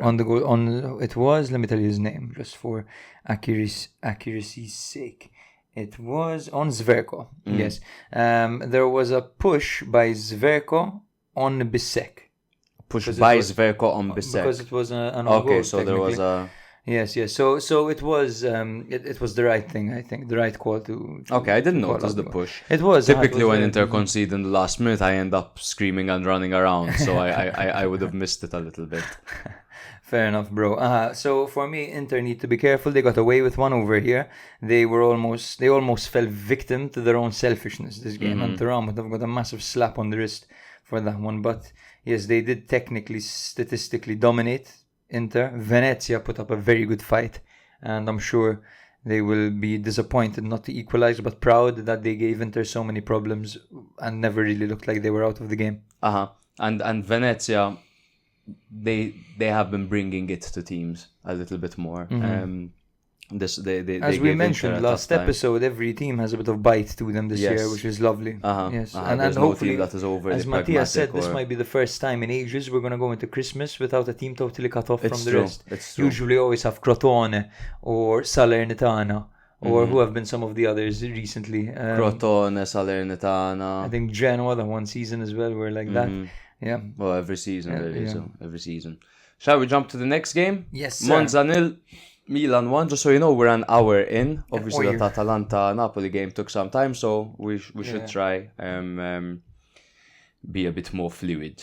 Monza 0, Milan 1. Milan coming off losses to Fiorentina and Napoli, and Coach Fonseca took a stand by dropping Leao to the bench for the 3rd time in a row. Theo Reinders returned, however, from suspension, while Pulisic shook off flu symptoms, but Gabbia, Jovic, Ben Nasser and Florenzi were still injured. Monza had just one victory all season, missing Sensi, Birindelli, Petagna and Cranio, with Pessina only fit enough for the bench. 3-4-2-1 for Nesta's men with Turati in goal and a backline of Carboni, Mari and Izzo. Kyriakopoulos out on the left and Pereira out on the right with a double pivot of Bianco and Bondo. Maldini and Mota flanking Juric. For Fonseca's men, it was a 4-2-3-1 formation with Mike Magnan in goal and a backline of, listen to this, Terracciano as the right back over Calabria and over Emerson Royal. So Terracciano, Ciao, Pavlovic and Teo Hernandez. Double pivot of Fofana and Reinders with Chukwueze out on the right, Okafor out on the left and Pulisic playing in the number 10 role behind Morata. So actually, the game started off and in the 7th minute, Dani Mota had the ball in the back of the net through a really, really nice volley for his yearly goal against AC Milan. It was, however, disallowed for a very, very controversial foul by Bondo on Teo Hernandez. The slightest of toe pokes to the Achilles, which, if a player is moving at some speed, could bring a player down. But really controversial to call that goal off for that. It was off the ball, it was minimal contact. Itzo, at a point, I thought he was going to start Frenching the referee. Dude, he was all over the referee. I'm surprised he didn't get sent off for that. He even like pushed him at one point. They were all over him. And hands on him. You see Pablo Mari at one point, like he like pushed it so to get his attention. He widened his eyes at me. He went like, "What the hell are you doing?" They were all calm down. You're gonna get sent off. Wilding, bro. Yeah. They were wilding ones. They were really pissed off. Because Theo is a provocative player. Obviously, he's a professional. He's a professional. Yes. And the way he bloody hits the ground and screams on his way down and rolls in front of the referee, you can't help but call the foul. And then looking back at it slowed down, you're seeing him flying in midair because of the contact. You know, he makes it look worse than it really is. He's very good at it. Yeah. And you slow that down, you're going to end up calling it. And then just a few moments later, 8 minutes later, Maldini missed the chance of his life, almost impossible to miss. It was a brilliant passage of play by Monza. Huge gaping hole in Milan's defense. Ball directly to Maldini right in front of Magnan. Simple tap in, but he put it wide. It was a brilliant square pass by Pedro Pereira and really disappointing by Maldini, who was embarrassed, hid his face immediately under his shirt in front of a packed U-Power stadium. Disappointing there by Maldini, who would have loved a goal against his former team. And to be honest, he's already got one. If Milan were 2-0 down through goals by Dani Mota and Maldini, I'd tell you for sure they are. Like that's what I would have predicted. That sounds about right. Yeah. 43rd minute, Milan took the lead with a counter-attack where Reinders headed in a rebound after a blocked header by Morata. The Flying Dutchman. The Flying Dutchman. Reinders in and once again scoring. I believe that's his third goal in as many matches, I think, bro. He netted 2 recently as well. So and he was of course suspended for some of the games. Yeah, he's been on fire. Against 2 against Club Brugge. Exactly. In fact, I think that's what I meant. Yeah. But so Milan got a win here. The most surprising statistic looking over here is that Milan had an XG of 2.54. I don't know where the fuck they got that 2.54 from, because to me, Monza had the clear chances. Monza should have done better, and Monza pretty much deserved something out of this game, in my opinion. That's the reality, unfortunately. That Monza did deserve something, and they were very wasteful. And I think, though, Milan again winning this way is very important, right? Mm-hmm. It's super important. Sometimes these things are gonna happen. Sometimes luck is gonna favor you. Mm-hmm. Look how many times luck has gone against Milan. You know, we know we watch them very closely. So sometimes when this happens, you just have to look at the stars and say thank you. You know, they had the better chances. Milan, I don't even think had a clear opportunity at any point. In fact, the goal was a flying header from a rebound. The statistics say Milan had 7 shots off target, 6 big chances, while Monza had 2 there was shots the layout on target. chance at the end, I guess, as well. We'll talk about that soon as well. Whilst Monza had 2 shots on target and 2 big chances. Let me tell you what, Daniel Maldini's shot is a shot off target. The offside goal isn't a shot on target. One of their shots on target was an incredible save by Magnan. An incredible save by Manyan on that header. His reflexes were incredible. unbelievable. We can criticize Manyan for the way he handles crosses sometimes. We could criticize him for sleeping a bit with long-range strikes and at his near post. But his reflexes in these scenarios, I lead back to one of the greatest saves I've ever seen, and I'm not even exaggerating. It's his save on Harry Kane in that Champions League round of 16 last season or the season before. Madonna. When Manyan, when he pulls off those saves, I fall in love with him. It was a... It's down to... Cat-like, it's super. His reflexes are amazing. Speaking of cats. It's down to Mike that Milan drew this game. Is she out? She's not out. Jake and Sarah got a... I keep mixing up his gender. They have a new cat. We'll show you. Once this episode ends, last thing we'll do is show you the cat. Yeah. Doesn't have a name yet. Simi in Manquo, I'm thinking. Yeah, that's a good one. Simi. Joao Pedro is another good one. I think, yada yada yada, this is what people want to hear. Leao benched for the third time in a row for Milan. Look, I love how I say look and, silence. Leao benched. Why are we phrasing it like this? Why is it never Leao rested for the Real Madrid game? Why does everyone need to... Obviously, I know you're quoting the media and everything, but it's the phrasing and the drama behind this is absolutely ridiculous. I mean, Milan play Monza at the weekend, and on Tuesday they play Real Madrid. Isn't it normal for Leao to not start? But and the bizarre thing about it, he hasn't been starting. Yes, the 2 games before that as well. But why has Fonseca? He didn't start against Napoli, dog. He didn't start against Fiorentina, I think. Fonseca is being a little bit proud in the way he's addressing the situation. He's almost being provocative instead of trying to calm the situation down. You're gonna face the media and say Leao is like Musa and Loftus-Cheek. That's why he's in starting, because he's like those guys, like everyone. It's a squad. It's not about individuals. For me, I don't care about status. You should care about status, because that is Milan's most valuable player. That is Milan's best player. You ask the players. Morata said in an interview, they asked, what do you think about the whole Leao situation? He said, it's fine, everything's normal, he's our best player.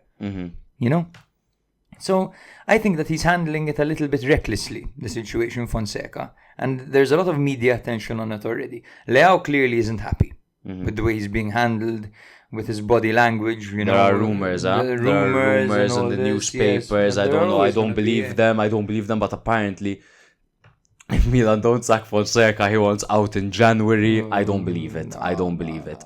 I don't think he's happy. I don't think he's fucking happy at all.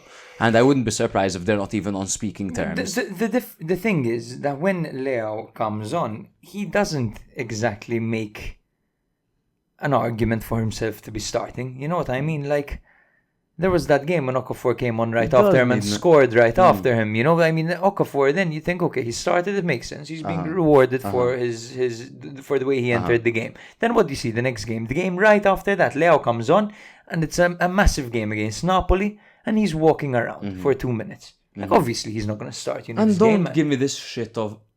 I don't think Leao should be tracking back. I get that. It's not... I don't think Fonseca's point is that Leao isn't tracking back. I think Fonseca's point is he's not pressing. He's not going into 50-50s. He's not running his ass off to get involved in attacking situations. There doesn't seem to be motivation, grit, discipline, anything of the sort by Leao. It's not a matter of he's not tracking back. Fucking Okafor doesn't track back an incredible amount, but he presses. He presses in the system that Fonseca wants the team to play. Fonseca's here to build a team. Now, Pioli had a system where it was give Leao all the fucking freedom in the world, and if that means letting him walk around for 70 minutes and then he dribbles the entire team and scores in the 75th, it's worth it, because he's a player of moments. We gave him that moment and he scored in that moment. That's exactly what is needed from Leao. Leao is a player that needs 90 minutes. He needs 90 minutes, and at some point he's gonna do something miraculous, and he's gonna create something. But right now it's just been frustration. I don't think Fonseca's been handling him in the best way possible. So I think he's completely out of his comfort zone, facing a really tough situation for himself. And perhaps Leao feels a bit let down at the moment, because he's been a loyal servant to Milan, and right now it just seems that there's this guy that isn't seeing his value. Perhaps. But Leo has to understand that in life, you need to fight sometimes. And granted, he fought a lot. He became a fan favourite at Milan, massive part of the Scudetto winning season. But things change, eh? You have a new coach now, you have to start from the beginning. Pulisic took this opportunity and became a fan favourite, became a pivotal, unmovable piece for the team. Yes. Learn from your captain. Learn from Captain America. I think, yes, bro. I'm not sure if there's anything else to mention from this one before we get stuck. Do you have any more points? Chukwueze, once again, had a great performance for Milan. He seemed like that outlet that is creating things for Milan when everyone else seems to be struggling. Of course, shout out to Reinders. Let's have a small point on Monza to make. Once again, it is steady performances by Monza in the sense that they're getting better as time progresses. With that being said, they do struggle picking up points when they are the better team on the pitch, and that is something that needs to be sorted out, because they don't want to get in a situation like Sassuolo last season. Like, we're getting better, Dionisi's doing his bit, but then you end up getting in a tricky situation at the end of the season where you're battling relegation. Yeah, and they played really well. They played better than Milan did this game. Definitely. Yeah, and again, you look at that back three. It all stems from them, man. They're so good, and you know, man, it's you've got a combination as well of hard men and talent and a bit of everything, right? You've got Itzo, I'm pretty sure, is a criminal. Mari has been stabbed in public, and Carboni's an exciting young talent. That's the best way to put it. Yeah. That is a balanced defense, brother. That's what definitely. You want right now. Milan are in 7th on 17 points. Do keep in mind that there is a guaranteed draw in hand against Bologna, whilst Monza find themselves in 18th place on 8 points, actually level on points, with 19th and 20th place Venezia and Lecce. Hot dog. So Torino hosted Fiorentina and lost 1-0. They lined up in a 3-5-2 formation with Milinkovic-Savic in goal, Valukovic, Maripan and Saul Kokko at the back, with Pedersen on the right, Sosa on the left, Vlasic, Tameze and Ricci in the middle, with Sanabria and Shea Adams up front. As for Fiorentina, it was De Gea in goal in a 4-2-3-1 system, with Gosens, Ranieri, Comozzo and Dodo at the back, with Bove and Amir Richardson as the double pivot, Sotil on the left, Colpani on the right, with Lucas Beltran playing behind Moise Keane. So Torino, of course, were missing Zapata, Shures, Savva and Ilkan, while Fiorentina were missing Pongracic and Goodmanson, who we have an update on. Yeah. So Keane scored after an incredible long-range pass from Ranieri in the 41st minute. Maripan was too soft on Keane. Maripan was shit. Absolutely. He didn't challenge Keane at all. In fact, Keane just ran, followed the ball, kept his man off very casually and slotted it in comfortably and danced away. I love that celebration. Yeah, I like it. Controversial, I know some people hate it, they think it's cringe, but I find it hilarious how as the ball is going in, he's already dancing, you know, and just hopping away. He makes it look like it's nothing. Maripan went on to score a few seconds later, but the goal was actually VAR'd off. Crazy. I was messaging on the group. I said exactly what I said there. Like, Maripan is shit, or Maripan was ass over there. Yeah. And a minute later, he scored. Not even a minute. You sent it and he scored. Literally, I sent it. He scored. Like, thank God for me. For me, it was disallowed. It would have been great for Maripan, though.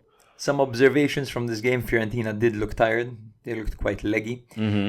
Palladino was often frustrated by Sotil's decision-making this game before he took him out. So was I. We've been for so long frustrated by Sotil's decision-making. Sanabria displayed some incredible technique on a bicycle kick that narrowly missed the target. That would have been some goal. Torino, in my opinion, lack a creative outlet. I thought that Vlasic wasn't quite imaginative enough, and he's not really that type of player, right? He's not going to see a run that no one else is going to see. He's very much power and technique, I think. Yeah. He doesn't have that vision that a playmaker should have, I think. They relied a lot on Pedersen on the right, and he was probably their best player, Torino. Yeah, Pedersen and everything came from his crosses. He even hit the post at one point. Torino were so unimaginative that their first shot on target came in the 69th minute through Vlasic, and it was a super tame effort. And Pedersen hit the post right after that as well. He was clean through on goal from a very hard angle. His shot was low, it was hard, it was well curved around De Gea, but unfortunately it didn't go in. You said Torino lack a creative outlet. I think they are a team that can make do typically without having a clear creative outlet because of the way they play in the Vanoli system, which is more pressure oriented, and they get into good positions by the pressure that they apply off the ball and with the long kicks up by passing the midfield and inserting themselves in physical duels. So I think they can make do without it. The only reason that they're not making do without it is because they've completely lost their reference point up front, where it's not possible for them to bypass midfield anymore by simply launching the ball up to Duvan Zapata and instantly getting in those situations. It's no longer possible for Sanabria to get a clever flick on by Zapata that places him in behind the defence, and so he gets a goal over there. It's the same situation if Napoli lost Lukaku, for example. In this case, it's even more prevalent because you've got two strikers up front together that totally rely on the differences from striker to striker. It's like Inter when they had Lula, for example. Now what they have is they need to take a page out of Gasperini's book because they've got Shea Adams and Sanabria up front. And this is where what Gasperini does well, having two more creative outlets, more support strikers up front, like what he did with Lookman and CDK, for example. They need to get used to a system like this because losing your fucking reference point up front is no easy task, and I think that is the result in which that is why they're struggling creatively at the moment. Absolutely, especially when you come against a resolute defense like Fiorentina's with a double pivot of Bove and Richardson, very physical, very annoying. And Fiorentina surrendered possession to Torino. They let them have the ball, and Torino struggle with that. They're a team that wants to force you into a mistake. Exactly. They're a team that wants you to have the ball so they can capitalize off dispossessing. In Maltese, there's a word, opportunistic. Yes. It's not only a Maltese. Mandragora also hit the post from a free kick, by the way. The Goodmanson case has been reopened due to an appeal. It turns out the prosecutor disagreed with the decision of the judge, who believed Goodmanson. And it seems to have been a case of he said, she said. Thank you to patron Joey D for breaking everything down for us because we have no clue what's going on. Oh, this is the update. I thought it was an injury update. I had no idea about this. You didn't know? His case has reopened. But it's apparently, been reopened again. Apparently this is a common occurrence, and because it was already reopened earlier. Yes, it was closed and then reopened because of another witness. Oh. Okay, but apparently nothing big has come out. It's just a case of a disagreement. God, but we'll see. We'll keep you updated on that. We'll see. Literally he can't catch a break. But if he's guilty, serves him right. Serves him fucking right. No, serves him fucking right. Absolutely. That's it, bro. Another impressive victory from Fiorentina, who have climbed up to 4th spot with 22 points. They've got 6 wins, 4 draws, 1 loss, and have only conceded 9 goals this season. Only Juventus have conceded fewer. They've conceded 9 alongside Empoli, by the way. Wicked. Cool. Go Empoli. Udinese, speaking of Juve, actually, it's Udinese 0 Juve 2. Next game we're going to be covering. The Bianconeri derby. Exactly. Juve, of course, missed Bremer, Nico, Douglas Luiz and Milik, but brought Koop Miners and Yildiz back into the starting 11 after goal-packed draws with Inter and Parma. Udinese were only 2 points behind in the table, but fumbled a 2-0 lead to lose 3-2 at Venezia midweek. Went down to 10 men, obviously. Isaac Toure was therefore suspended, with Alexis Sanchez, Christensen, Delafeu and Arthur Atta injured, but Tufan returned for his first start since September 28th, which is absolutely gargantuan for Udinese. Udinese lined up in their signature 3-5-2 formation with Okoye in goal and a backline of Giannetti, Bijol and Cabasele. Zemura was out on the left with Ezebo out on the right and a midfield trio of Payero, Karlstrom and Lovric, with Davis and Thuvan starting up front together.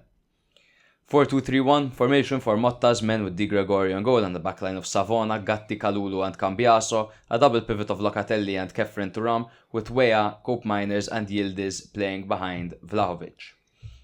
Now Juve took the lead in the 20th minute through Thuram, who looked like his brother when nutmegging Kabasele.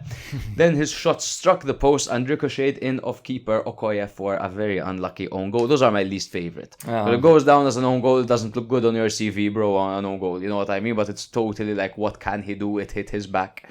Not so harsh, right? He totally deserved that goal. And it was just a brilliant move by Kefren Turam, who is really growing into this Juve team. This was his best game in the Juve shirt. In this game, what he did was he showed us the qualities of why Juve signed him. That's why Juve signed him. Those qualities, he showed them in this game. He was silky with it. Yeah.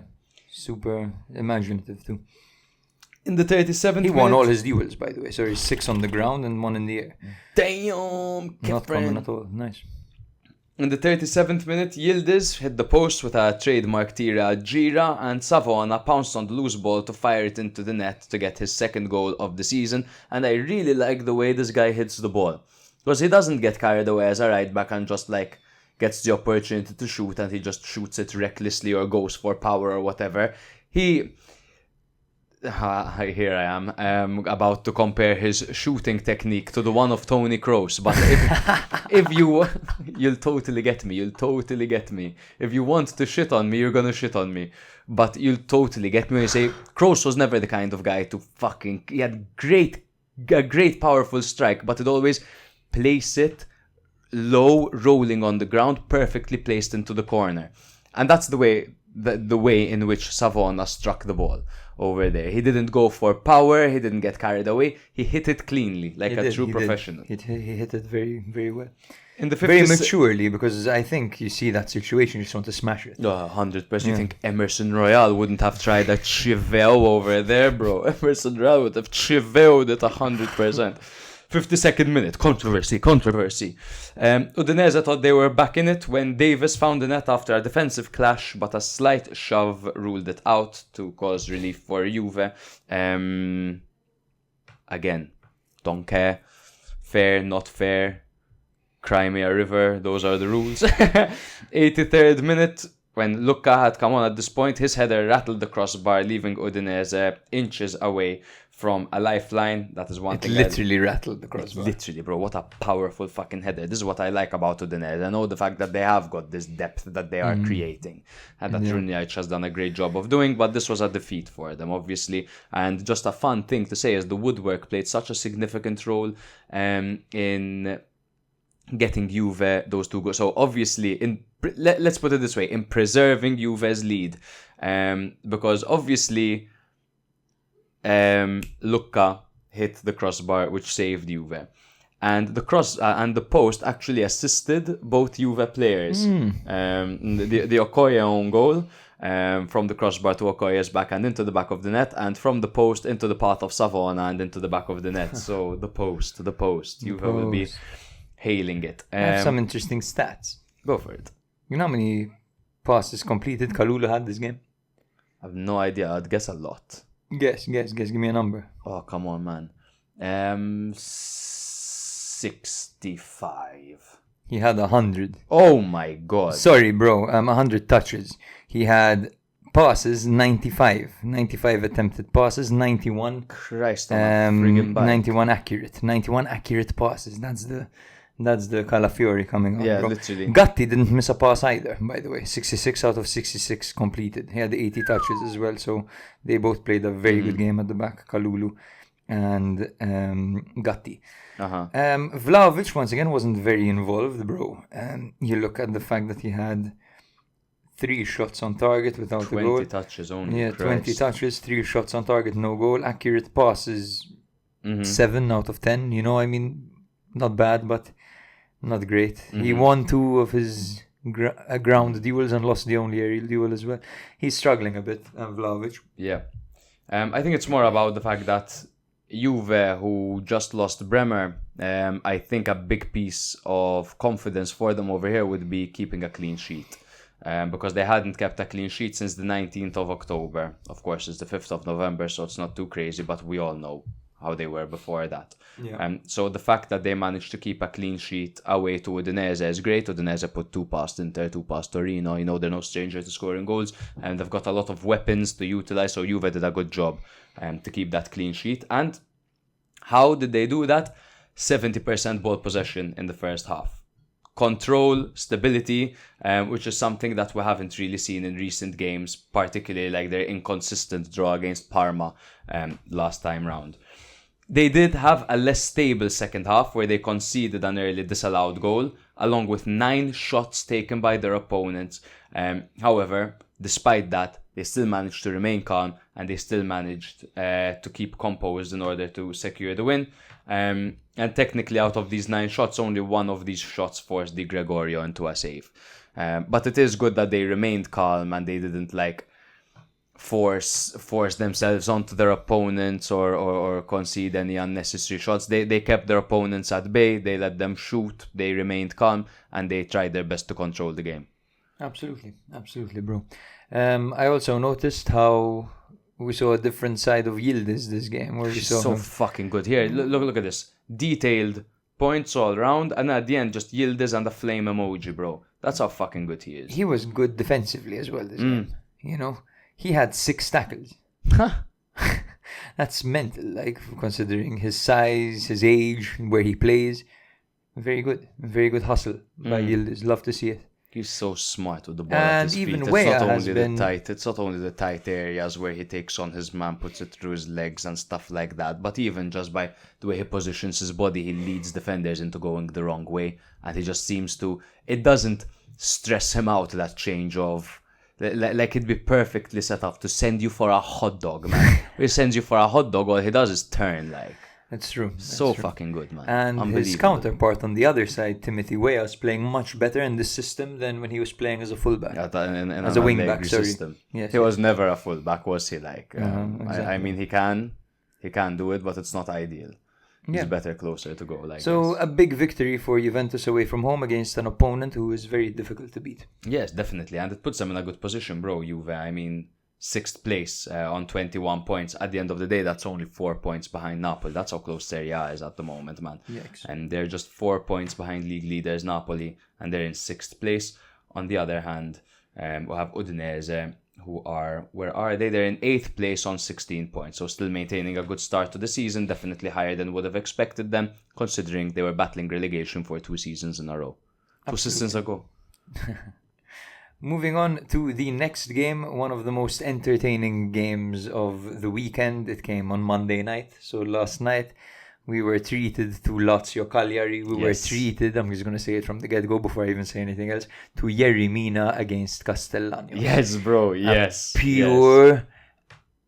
Because their mouths didn't stop running, bro. They were trash talking the entire time. I'm surprised he didn't punch Mina in the face, bro, because Mina has that persona that just, he's so easy to annoy you. I ever told you about the time I went to the Point to play an 11-a-side game against a few students? I don't know. So we have many South American students, right? And they were like, come, play a game with us. Come. I rolled up. I didn't know half the people. They were just random South Americans who lived in Malta. God, they must have been so good. Bro, the level was way too high for me. Way too high for me. I'm not good in general, I have to admit. But they were another level, a whole other level, bro. And they didn't stop talking. Everyone on my team and everyone on the opposition team didn't stop yapping. Bro, it's fun, it's culture, like. But they're trash. They're talking shit. They're talking shit the entire time. Damn. The entire time. And you're there. And I'm there. I don't know what they're saying. I don't speak Spanish. But this time I had the pleasure of enjoying it on my sofa between Mina and they're probably talking about you, bro. So Castellanos actually got him sent off, which is mental as well. So Lazio lined up in a 4-2-3-1 formation. Provedel in goal, Lazzari and Pellegrini on the flanks, in the full-back positions, with Gila and Romagnoli as a centre-back partnership, Guendouzi and Rovella as the double pivot, Isaacson and Noslin out wide, with Boulayedia starting off the shoulders of Castellanos. Notice that Zaccagni still only made the bench, and Nuno Tavares was suspended this game. Cagliari lined up in a 4-2-3-1 formation as well, with Augello and Zappa on the flanks, Scuffe in goal, of course, Luperto and Yerimina at the back, with Adopo and Makumbu as a double pivot, Zito Luvumbo on the left, Zortea on the right, and Gaetano playing behind Piccoli. Look at those yellow cards, bro. It was literally, bro, they Look were at trying. those yellow cards. It was a very physical game. Yes. Very physical game. And both teams had it out for each other. Cagliari had no one unavailable, by the way. Wow. So the first thing we'd notice before the game started was Baroni receiving the Coach of the Month. Do you know what the sponsor is of the Coach of the Month award? Pornhub. Nice guess. But it's Philadelphia. Philadelphia. The cream cheese. The cream cheese. Philadelphia. Exactly. Fire, They man. call I it the Philadelphia Coach of the Month award. No, they don't. They do, bro. That's insane. I heard Patrick Kendrick going, Baroni wins the Philadelphia Coach of the Month award. Oh my god, bro, that's so funny. Respect. I'm gonna have Philadelphia with everything. That's such a cool respect having Philadelphia. It's great. And shout out Philadelphia. Yeah. Yeah. So Dia opened the scoring 2 minutes in after Scuffet spilled Pellegrini's free kick into his path. Really weak goalkeeping by Scuffet. Massive That's blunder. a blunder. Luvumbo looked lively this game and managed to get an equaliser in the 41st minute thanks to a shot which took a huge deflection of Gila. His first goal since February, as we mentioned in the intro. Zortea would go on to give away a penalty in the 76th minute. Zaccagni, who had just come on, stepped up and slotted it home calmly. Immediately after the penalty, Mina received the second yellow card for a foul on Castellanos. And then Adopo, I don't know what he said to the referee, but it was hilarious. He walked up to the referee, said something, and got sent off immediately. Literally, bro. Like God knows what he said. Do not press this red button. You press it and it explodes. Yeah, you know what I mean? Like, how foolish, man. They just threw the game completely. It is. Lazio were unable to score against 9-man Cagliari. Castellanos did hit the post with a long-range snipe. Luperto had a massive, incredible double block on the line from Vecino. 2 amazing clearances with his body, and he celebrates it like a goal. Yeah, I thought that it was overall a very entertaining game. And Cagliari actually had a corner at the end. It would have been amazing if they managed to equalize with 9 men. It would have been mental. But what Cagliari did over here is from the get-go, they invited Lazio. They're like, look, this is a scrap. I don't give a fuck. This game, if we can't beat you for... because these passages of play that Lazio have at the moment, the way that they're counter-attacking and the way they're moving the ball, they're such a strong, entertaining unit right now that what Cagliari attempted to do over here is to put them on edge, disrupt them, hurt them, and piss them off. Try get a guy sent off for them. I think that's what Yerimina was trying to do all game. They made this game an absolute scrap, and it almost fucking worked for them. It almost worked had it not been for that penalty given away at the end. I think Lazio kept a cool, composed head. Like, even just looking at the yellow cards that they've accumulated, you see Noslin, Rovella, and Lazzari. On the other hand, you see Zito Luvumbo, Adopo sent off, Mina sent off, Zappa yellow, Luperto both sent yellow, off for double yellow. Yes. So they add 2 yellows over there. So I think Lazio did a good job to maintain a cool, calm, and composed head. And the second half, they dominated. I feel like the first half, Cagliari were disrupting and they were able to get under their skin, but they must have had a really good pep talk by... Obviously, they were going out to find the winner over there. So they must have gotten a good pep talk by Baroni over there. Listen, you know they're going to come in for you. Remain calm. We need to get that goal. Just focus on that and let's get the win. And I think mission accomplished. Yes. Cagliari's game plan, of course, changed because of the blunder early on, but they did well to get one back, and it was back to their game plan the second that happened. 2 observations. First of all, Pellegrini was very intelligent. He had big shoes to fill this game with Nuno Tavares. Yes. So he won the penalty by putting himself between Zortea and the ball. Zortea didn't even know he was there. He ran in between him and the ball and he won the penalty. Also, notice how Nicola subbed Zortea out immediately after. How old school Italian is that? Yeah. Right? Yeah. So Allegri-esque. Another observation as well is that he was the one who took the free kick that forced Scuffet into the blunder. So technically, he is the creator of both goals. Pellegrini. In fact, you see a good rating for him over here. Yeah, so good shift by him. Even though it was very much, they were indirect contributions, they're not by no means assists. I thought Luperto and Palomino put in decent shifts for Cagliari. Piccoli was, every time he got a sniff, he took a shot. Obviously, that's how he is.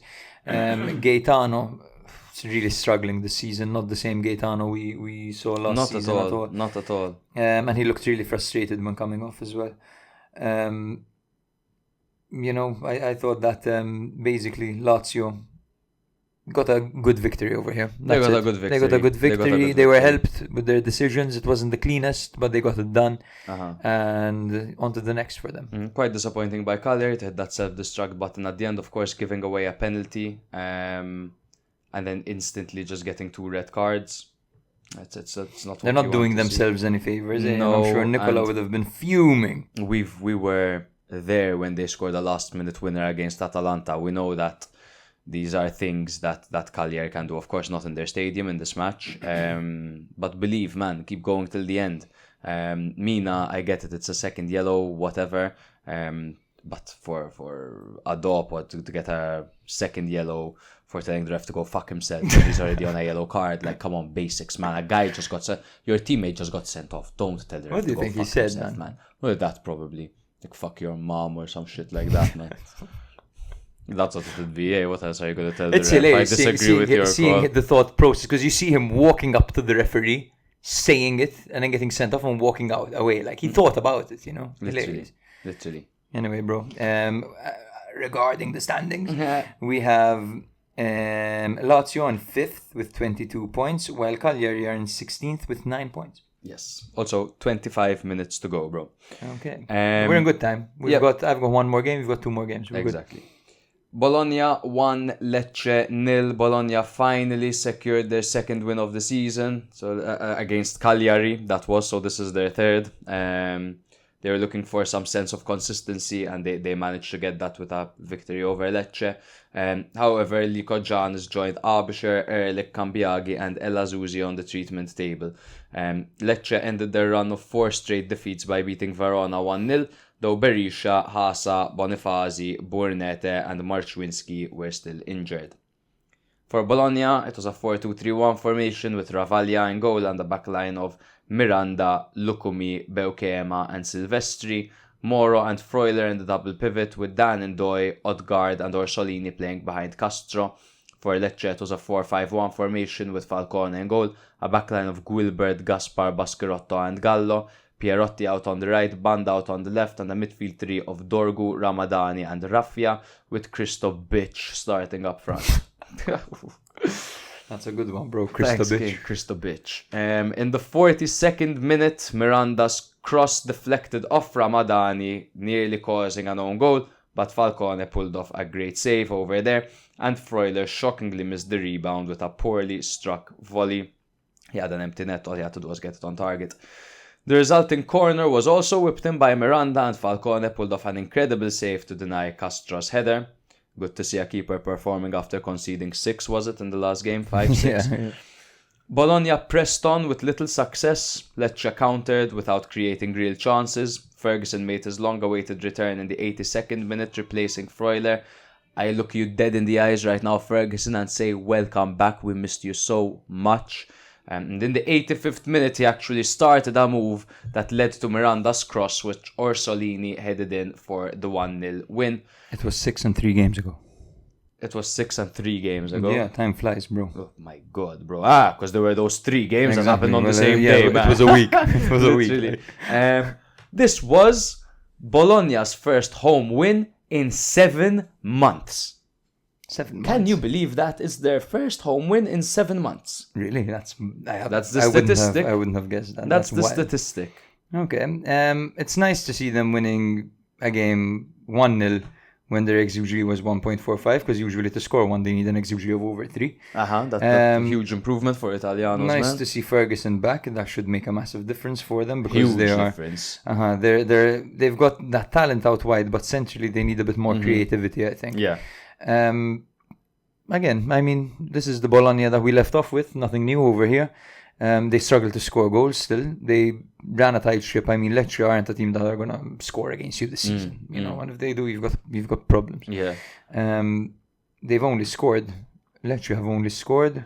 1 second, let me find it. For some reason, I'm on the Champions League table. Drop down. There we go. Lecce have only scored 4 goals this season. Huge, huh? 4 So- huge goals. So Bologna not conceding to them is good. I mean, it means they didn't make any terrible mistakes, and they managed to get a victory, be it in the 85th minute, but they managed. Yeah.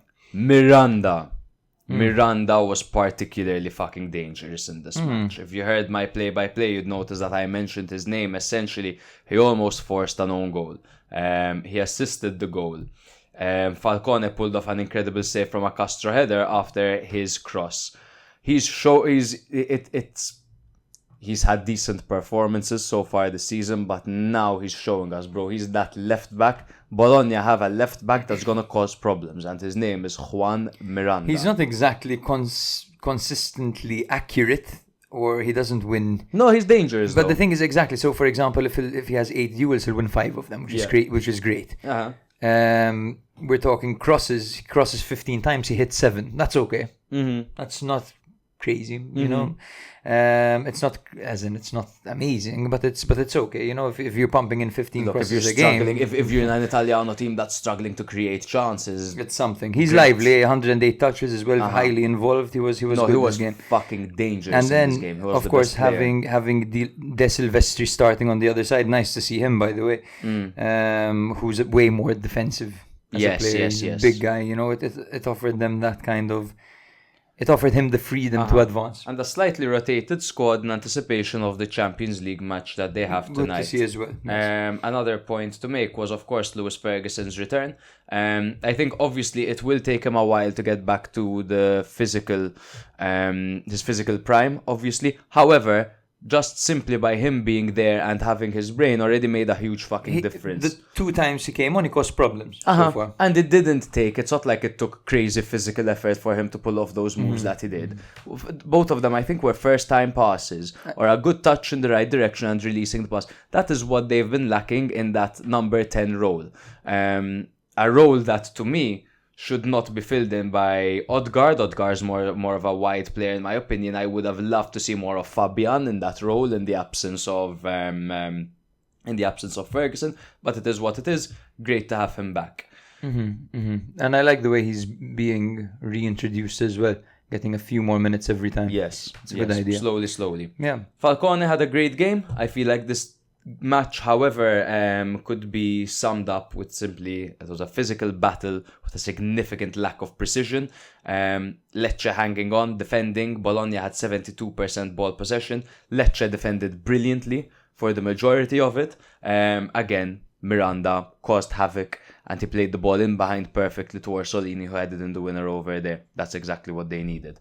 Yeah, absolutely. And that was done and dusted. It would have been disastrous if Bologna dropped points to Lecce. It would have been. But like this, they get their 3rd win of the season and it gives them some decent momentum. They now find themselves in 9th place, which isn't dreadful, on 15 points. So they're there. And they also have a game in hand, of course, against Milan. So that they're on 16 points, if not 18. On the other hand, Lecce are dead last, however, on 8 points, level with Venezia and Monza. It's interesting to see the goalkeeper rotation continue. Yes, bro, that's actually, you reminded me, that's something. They must really believe in Ravaglia, because Motta used to do the same thing as well. And it could be as well the fact that you have many competitions, maybe you keep them both happy because they're both actually very good goalkeepers and one is younger. So it's a good problem to have when you have 2 great keepers, like when Milan had Tatarusano and Abbiati. Donnarumma. Yeah, the Donnarummas. Empoli 1, Como 0. So finally, yes. Empoli lined up in a 3-4-2-1 formation with Devis Vasquez in goal. De Sciglio, Ismaili and Viti at the back. Nice to see De Sciglio transitioning to a 3 at the back. defender. Empoli. What am I doing? I was going to do the Albania thing by accident. Sorry, I didn't mean to. Jazzy and Petzella were out on the flanks with Henderson and Haas in the middle, Solbakken and Male playing behind. Pietro Pellegrini, who got the start this game. You remember Pietro? What's that? A deep Empoli? That's what Deep it seems Empoli. like to me. Pellegrini, you'll remember him scoring at 16 years old for Genoa a few years ago. Then he went to France, suffered many an injury, went to Torino, was terrible over there. But now he looks a little bit reinvented over here. He's a hold-up striker. Of course, at Milan as well. Pellegrini was at Milan as well, yes. For a season, Absolutely. everyone was fucking hyped about him. He did nothing. I believe it was from Milan. He had gone to Torino. He had gone to France, then Torino. Torino, I think Milan bought him from France, if I'm not mistaken. But yes, Milan. Milan feeling the need to rehabilitate players. It's hilarious. But we're kidding around. That is a deep team because, like we said, they have Colombo. They have Esposito, who's injured. Fazzini, Yes. They have Esposito, and then none of them on the Zurkowski pitch. injured as well. Zurkowski. Listen to this. They did this without Goglio, Cheesy, Zurkowski, Perizan, Ebuehi, Sazonov, and Esposito. They did it without Goglio Cheesy, bro. Yeah, bro. Goglio Cheesy was... I think it's Goglio Cheesy. You don't like Goglio Cheesy? Como had Sergio Goglio Roberto Cheesy. and Van der Bremt out. Two important players. But in fact, it was a bit of a crisis for them in midfield as they had to start Kempf over there, who's a defender. So Reina was in goal in their 4-2-3-1 formation. Interesting to see them utilize Reina, probably because of his distribution. Moreno was on the left. Goldaniga was on the right, with Barba and Dossena at the back. So notice how many players are out of possession over here. Goldaniga playing as a right back. Kempf was in the middle with Engelhardt. Strefezza on the left, Fadera on the right, with Bellotti starting up front with Dacunia behind him. Notice how both teams started without their starting striker, but Leao was benched, not rested. Empoli edged this game with a lovely finish from Pellegrini, who scored his first goal in an Empoli shirt with some help from a deflection of Dossena, and this happened in the 47th minute early on in the second half. If you look at the first half, it was a very cagey affair where Empoli seemed to be a little bit better, but were afraid to shoot, in my opinion, particularly Jazzy and Solbakken on occasion as well. So yes, as I mentioned in the intro, coming into this game, D'Aversa piled the pressure on Como, saying if you look at the table, it seems like we have similar ambitions, but look at your wage bill and look at ours. And it seemed to me this game that Empoli had much more offensive outlets than Como did, especially in the second half after they brought on Colombo. And they brought on Colombo alongside Pellegrini, because Pellegrini, the type of striker he is, he's a hustler. He's going to hold the ball up for you, he's going to run, he's going to press, he's not prolific by any means. But Colombo came on and instantly looked so dangerous. And to be honest with you, man, Como really didn't look threatening this game. No, they didn't. And there's one reason to me that they didn't, bro, because Empoli, you're talking about how good they were offensively and how they had more utility or weapons rather than Como. Fazzini randomly became unavailable, by the way, right before the game. Go on. But what is the number one thing that Empoli have been great at this season? And it is no matter who they're up against, they put in a great defensive performance. And they were capable of shutting down this Como team.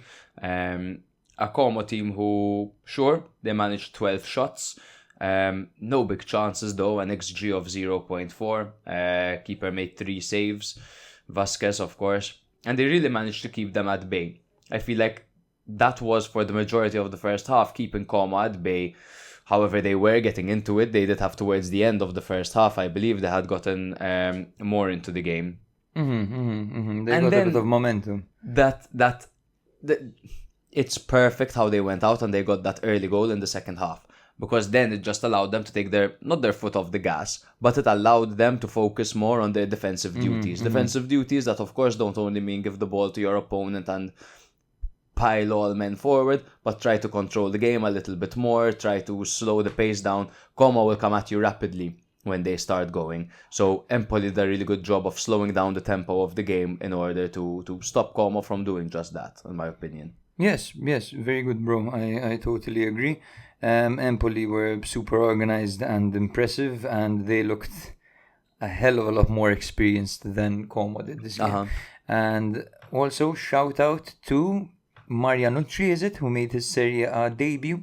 Marianucci, yes, in the 84th minute. He came on to replace Henderson. Nice to see a new face. He's 20 years old. He's Italian.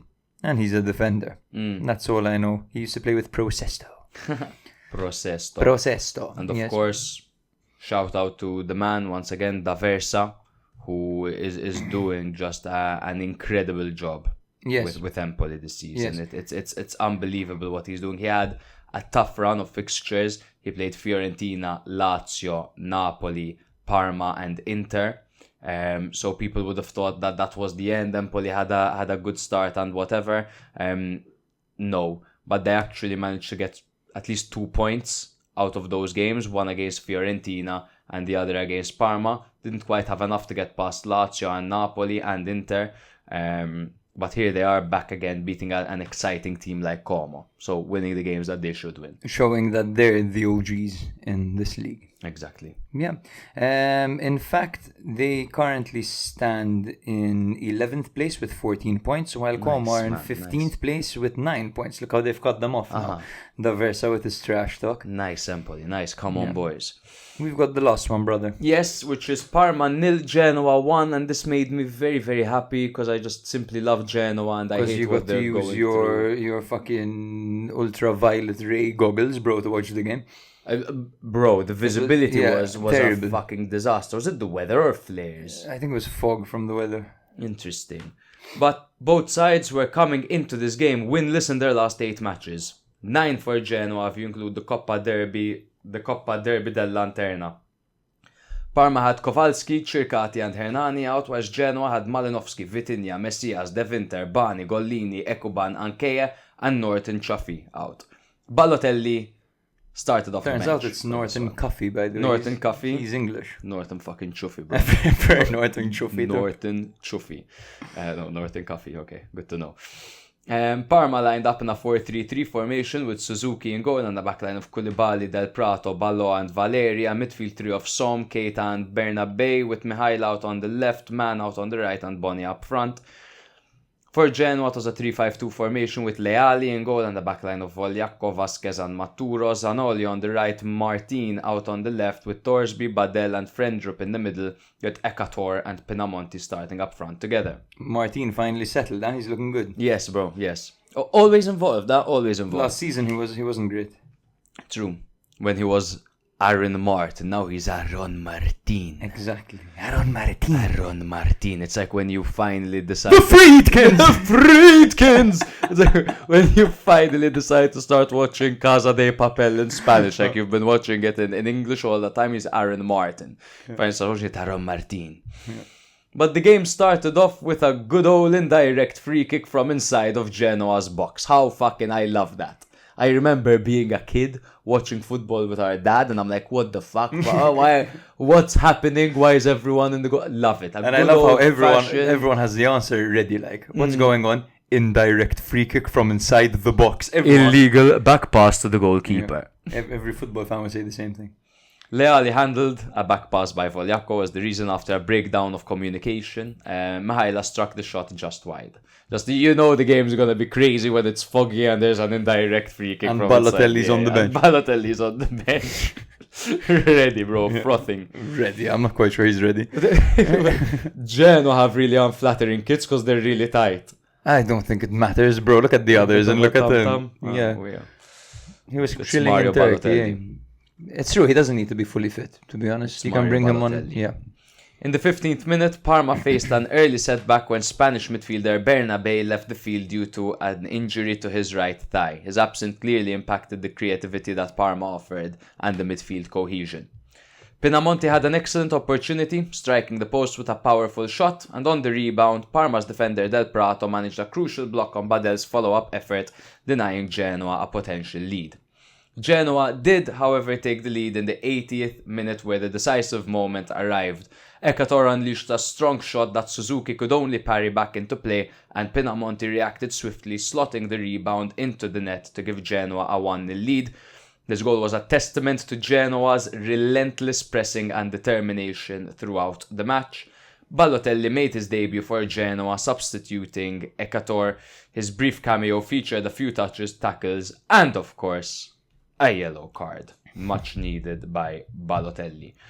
The game ended with Gilardino screaming screaming, bro, out of sheer passion that they managed to get this victory. Finally, no longer dead last. On the other hand, boos all around Parma Stadium. Boos all around the stadium to Parma's team, as they are now winless in 9, now losing to last place Genoa, who are going through, of course, a really tough time. Do you think the fans' reactions are warranted, or are they putting too much pressure on this newly promoted promising side?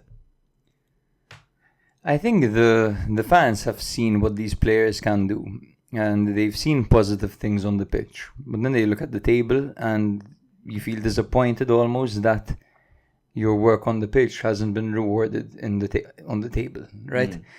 They play once a week, as we mentioned. They have all these players that I think Pecchia has been over-tinkering with, to be honest with you. And I think that when you lose a game such as this one, a relegation 6-pointer, and you lose it 1-0 and you don't really create many opportunities when you get shut out. No shots on target. Yeah, you get shut out by 0 shots on target. That's booable. You're at home, you're in front of your own fans. You're against Genoa, who are in crisis. Suzuki had to make 6 saves. Yes, of course. Of course, the boos are warranted. The boos, and you see the players, they took them. The players walked straight up to them and they took the booing. You have to. Because that's not too standard. And it's the coach's fault, to be honest, because he got totally outclassed. Shut out by this Genoa side completely. And Genoa don't have the players that Parma do, I'm sorry. No. I think Parma have an excellent team. And I think their players quite literally, bro, they play well. It's not like they're playing terrible football. It's just I don't think they're well set up by this guy. By Pecchia, who is playing as though he's still in Serie B, genuinely, and I don't mean to be overcritical. He was in Serie B, they took him up with them, so I'm just going to call him a Serie B manager. No, that's not the case. But the case is that defensively, not only are they super leaky and not defending well, but it almost seems like there's no cohesion in their defense, even when it comes to deciding when to defend and when to attack. And the fact that they're guaranteed to concede a goal a game. If they're winning, they're going to concede. If they're losing, they're going to concede even more. And they have no solutions to a low block. None at all. So this game, not only did they have... They have players. They tried to approach this a bit more pragmatically, in fact, because, of course, they were aware that this is a very delicate game and you're not going to, risk going guns blazing, gung-ho against these guys and they hit you on the counter. So they approached it a bit more cautiously, but again, they never really got a sniff, man. So there is a problem of coaching over there because they don't have any passages. I think it has to be that. I think it has to be coaching because they have a really talented bunch of players and it's good that they're so good moving forward, especially between the spaces and on counter-attacks. Like they drove Milan mental in their only win of the season. However, again, there's a lack of unity and cohesion off the ball, particularly, and maybe sometimes they rely a bit too much on Mihaila, Man, and Bonnie's unique talents in order to get them points. It doesn't seem like there's any tactical prowess that helps them. They don't know how to win. Don't know how to win. And what they need to do is maybe get now a relegation dude in, some kind of guy that's going to make them be more structured and then give liberty to that gentleman there. I think it's too early for that gentleman, though. I think there's still time to keep on building on their project. There's no need to hit the panic button now. They have a talented team. If they get a young manager, a young Italian manager that's up and coming, it would be good. Next up, they've got Venezia, by the way, and they lost Barnabé in this game, which is massive because Barnabé went down injured on his own, and he looked like he was in serious pain. Someone on the group chat said he went down like a 36-year-old. He went down like a 36-year-old. Damn, I didn't know 36-year-olds be going down like that. Damn. There we go. He went down after very early on, 17 minutes. You have to go down holding your flexor. And that had a big part on like their lack of creativity. Of course. You know what I mean, he's that kind of guy. Anis Haj Mohammed came on, but he's not quite Barnabé, is he? No. He's Anis Haj Mohammed, unfortunately. But on the other hand, Genoa, that's a team that's well coached. Yes. And they're so unique. I love watching Genoa. They play these deep, long balls, and they used to do this particularly well when they had Dragusin, but they still find a way to do it. They really throw. You always have defenders looking up. Yeah. and going back. It's these deep balls that they give. They have such an unorthodox way of attacking Genoa. And they were a fucking unit in this game. They were willing to die for Gilardino. And that's why the worst thing they can do is remove Gilardino. Because they were ready to die for him in there. And Gilardino looks at every player individually before he sets his team. And you can tell. You can tell no one is out of their comfort zone. Everyone is playing to their strengths. And that's a massive, massive, massive pro in a coach. Definitely. Also impressed with Maturro, who's back. Nice to see him again. And Vogliakos, of course, has had a very good season so far as well. Of course. Friendrup, he's been the consistent player for Genoa this season. The metronome! And I've really been enjoying him. But I think that is that, obviously. The highlight was Balotelli getting a yellow card soon after coming on. Just 5 minutes on the pitch on the yellow card. I can't wait to see more of him. I'm sure he has something left to give some highlight reel moments. So excited to see that. But otherwise, he didn't deserve his yellow. No, I didn't see his yellow. He didn't deserve the yellow. It was two men fouled a player at the same time, and I think Balotelli wasn't the one who dropped him. And he got booked. In fact, he was pissed. He couldn't believe it. He's like, I've just come on, like. And he does look a little bit heavy. I'm sure Gilardino will try to slim him down before the next one. But thank you everyone for listening. We're going to go watch Real Madrid against Milan. Good luck to us. We'll catch you all. So next week we'll probably record Tuesday, Wednesday. Again, there's a 1 week break, so maybe Wednesday. But we'll catch you all then. We'll fill in the quiet week with something we're sure. We'll let you know about that. In the meantime, enjoy European football nights. Like, comment, subscribe, everything, and vote. There's the and everyone in the US right now. Good luck, whatever side you're on. Just don't get violent, everyone. Yes, okay. Yes. Just remember that all opinions are valid. All opinions. All of them. All of them. Be peaceful about it. Be diplomatic. It's okay if someone disagrees with you. Have a conversation, man. Exactly. With an open mind. It's fine. Guns in the safes. Love you all. Ciao, ciao. If you like Serie A or have ever liked it in the past, it's a good opportunity for you to listen once a week and you'll get filled in. In the football weekend, that's like the main dish. But then a few days later, you drop your episode and that's like the dessert. And the dessert is just perfect. It's good, the cake. It makes it feel like we're all sitting in a room together, just BSing with each other. The atmosphere is fantastic. I promise nobody will ask you to send boob pics. Sometimes maybe good, sometimes maybe shit. I love how you go into so much detail and show so much passion towards each and every team. Literally, no team is left undiscussed. When I listen to you, it's like I'm talking to you in a pub.